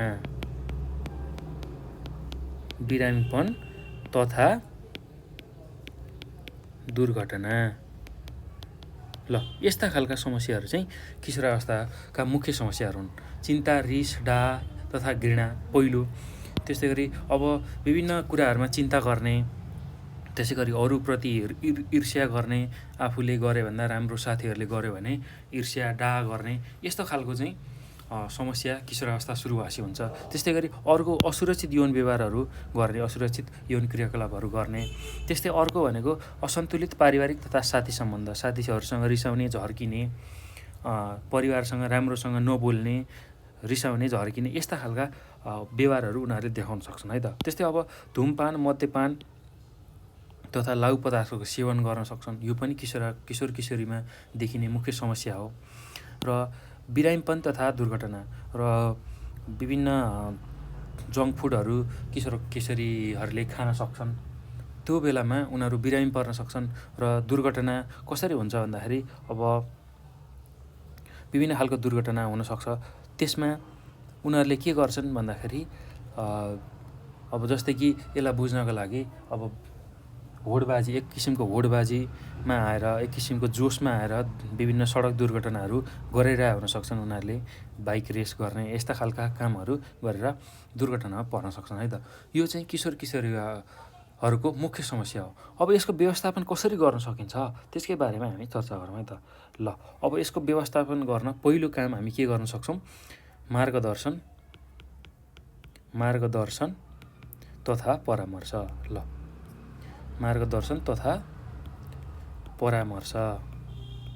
ल यो कुरा हामी गर्न सक्ने रहेछौँ।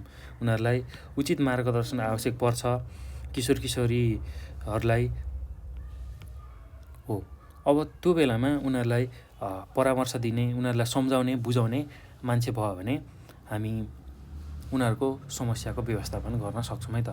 त्यस्तै गरी दौतरी शिक्षा। ल दौतरी शिक्षा भनेको जुन साथीहरू बाट उनीहरूले लिने शिक्षा छ, किनभने एउटै उमेरको साथीहरूसँग उनीहरूले आफ्नो कुराहरू सेयर गर्न सक्छन्, आफ्नो कुराहरू बताउन सक्छन् र त्यसबाट राम्रो साथीसँग छ भने उसले आफ्नो समस्याको समाधान पाउन सक्छ है त। हो, त्यसलाई हामी दौतरी शिक्षा भन्छौँ। त्यस्तै गरी यौनिक शिक्षा। ल कसरी सुरक्षित यौन व्यवहारहरू अपनाउने, यौनजन्य रोगहरूबाट कसरी बच्ने, यस्ता खालका कुराहरू चाहिँ उसले यौनिक शिक्षाबाट प्राप्त गर्छ। त्यस्तै अर्को के गर्न सकिन्छ उनीहरूको समस्या व्यवस्थापन गर्न भन्दा रचनात्मक कार्यमा संलग्नता। ल रचनात्मक अथवा सृजनात्मक जुन कार्यहरू छ, नाच्ने, गाउने, सङ्गीत, त्यसै गरी नृत्य, त्यसै गरी गायन, वाद्यवादन हो, यस्ता खालका चाहिँ जुन क्रियाकलापहरू छ हो, त्यसमा चाहिँ उनीहरूलाई संलग्न गराउने संलग्न गराउने। त्यस्तै गरी अर्को के छ भन्दाखेरि अर्को भनेको पारिवारिक छलफल। अब किशोरावस्थामा विभिन्न शारीरिक तथा मानसिक परिवर्तनहरू भइरहेका हुन्छन्। अब त्यसले गर्दा उनीहरू चिन्ता पिरमा हुने हुन्छन्। त्यति बेला उनीहरूले आफ्नो परिवारका सदस्यसँग बसेर त्यसको बारेमा छलफल गरे र अभिभावक अग्रजहरूसँग बसेर छलफल गरे भने पक्कै पनि भाइ बहिनीहरू उनीहरू त्यो खालको समस्याबाट बाहिर आउन सक्छन् र त्यो समस्याको व्यवस्थापन हुनसक्छ है त। यति कुरा चाहिँ हामीले यसमा लेख्नुपर्छ है त। यही कुराहरू तपाईँले आफ्नो कपीमा लेख्नु है भाइ बहिनीहरू। मैले यहाँ तपाईँहरूलाई लेखेर देखाएँ र यसको व्याख्या पनि गरेँ। अब यही कुरा चाहिँ तपाईँले आफ्नो कपीमा लेखेर राख्नुहोस् र तपाईँहरूलाई परीक्षामा अब सोध्यो भने यही कुराहरूलाई पढेर तपाईँहरूले लेख्न सक्नुहुन्छ है त। यसमा मैले यति नै कुरा गरेँ भाइ बहिनीहरू। यो सँगसँगै हाम्रो पाठ र यसमा रहेको अभ्यास सबै कुरा चाहिँ पूर्ण हुन्छ है त, सबै कुरा समाप्त हुन्छ। भाइ बहिनीहरू, अब तपाईँहरूले यो भिडियो हेरिरहँदा, यो पाठ पढिरहँदा धेरै कुराहरू बुझिसक्नु भएको होला। अब केही कुराहरू तपाईँहरूले बुझ्नुभएको छैन, तपाईँहरूलाई जिज्ञासा लागेको छ, कन्फ्युजन लागेको छ भने हामीलाई 9849 595895 यो नम्बरमा कल गर्न सक्नुहुन्छ। त्यस्तै गरी नेपाल अनलाइन स्कुलको फेसबुक, युट्युबमै पनि कमेन्ट गर्न सक्नुहुन्छ। त्यसै गरी वाट्सएप, भाइबर, इन्स्टाग्राम यसमा पनि हामीसँग जोडिएर आफूलाई लागेको जिज्ञासा, समस्याहरू हामीलाई राख्न सक्नुहुन्छ है त। अब यो विषय मात्र नभई हामी अन्य विषयहरूको पनि त्यस्ता खालका जिज्ञासाहरू तपाईँहरूलाई मेटाउन, हल गर्नको लागि सहयोग गर्नेछौँ। र भाइ बहिनीहरू, अब यो भिडियो हेरिसकेपछि यो भिडियोलाई आफ्नो साथीहरूसँग सेयर गर्नलाई, आफ्नो साथीहरूलाई पनि यसको बारेमा जानकारी दिनुहोला। साथसाथै नेपाल अनलाइन स्कुलको जुन युट्युब च्यानल छ त्यसलाई पनि सब्सक्राइब गर्नुहोला र नजिकैको जुन बेल आइकन छ, घन्टी छ, त्यसलाई पनि थिच्नुहोस्। किन थिच्नुहोस् भन्दाखेरि तपाईँहरूले अब विभिन्न विषयवस्तुहरू यहीँबाट पढिरहनु भएको छ हो, त्यसको जानकारी चाहिँ सबैभन्दा पहिला तपाईँहरूले प्राप्त गर्नको लागि नेपाल अनलाइन स्कुलको युट्युब च्यानललाई सब्सक्राइब गरेर बेल आइकनलाई तपाईँहरूले दबाउनुपर्छ है त। र नयाँ नयाँ कोर्सहरू, नयाँ नयाँ कुराहरू सिक्न, जान्नको लागि तपाईँहरूले यो च्यानललाई सब्सक्राइब गर्नु होला है त। भाइ बहिनीहरू, अब यो भिडियोमा मैले यही पाठको सम्पूर्ण कुराहरू गराएँ र अब हामी अर्को भिडियोमा योभन्दा पछिको पाठको बारेमा चर्चा गर्छौँ है त। भाइ बहिनीहरू, अब यसलाई मजाले हेर्नुहोस्, बुझ्नुहोस्, पढ्नुहोस् र केही समस्या परेमा हामीलाई सम्झाउनुहोस् है त। अब यो भिडियो हेर्नुभएकोमा यहाँहरूलाई धेरै धेरै धन्यवाद।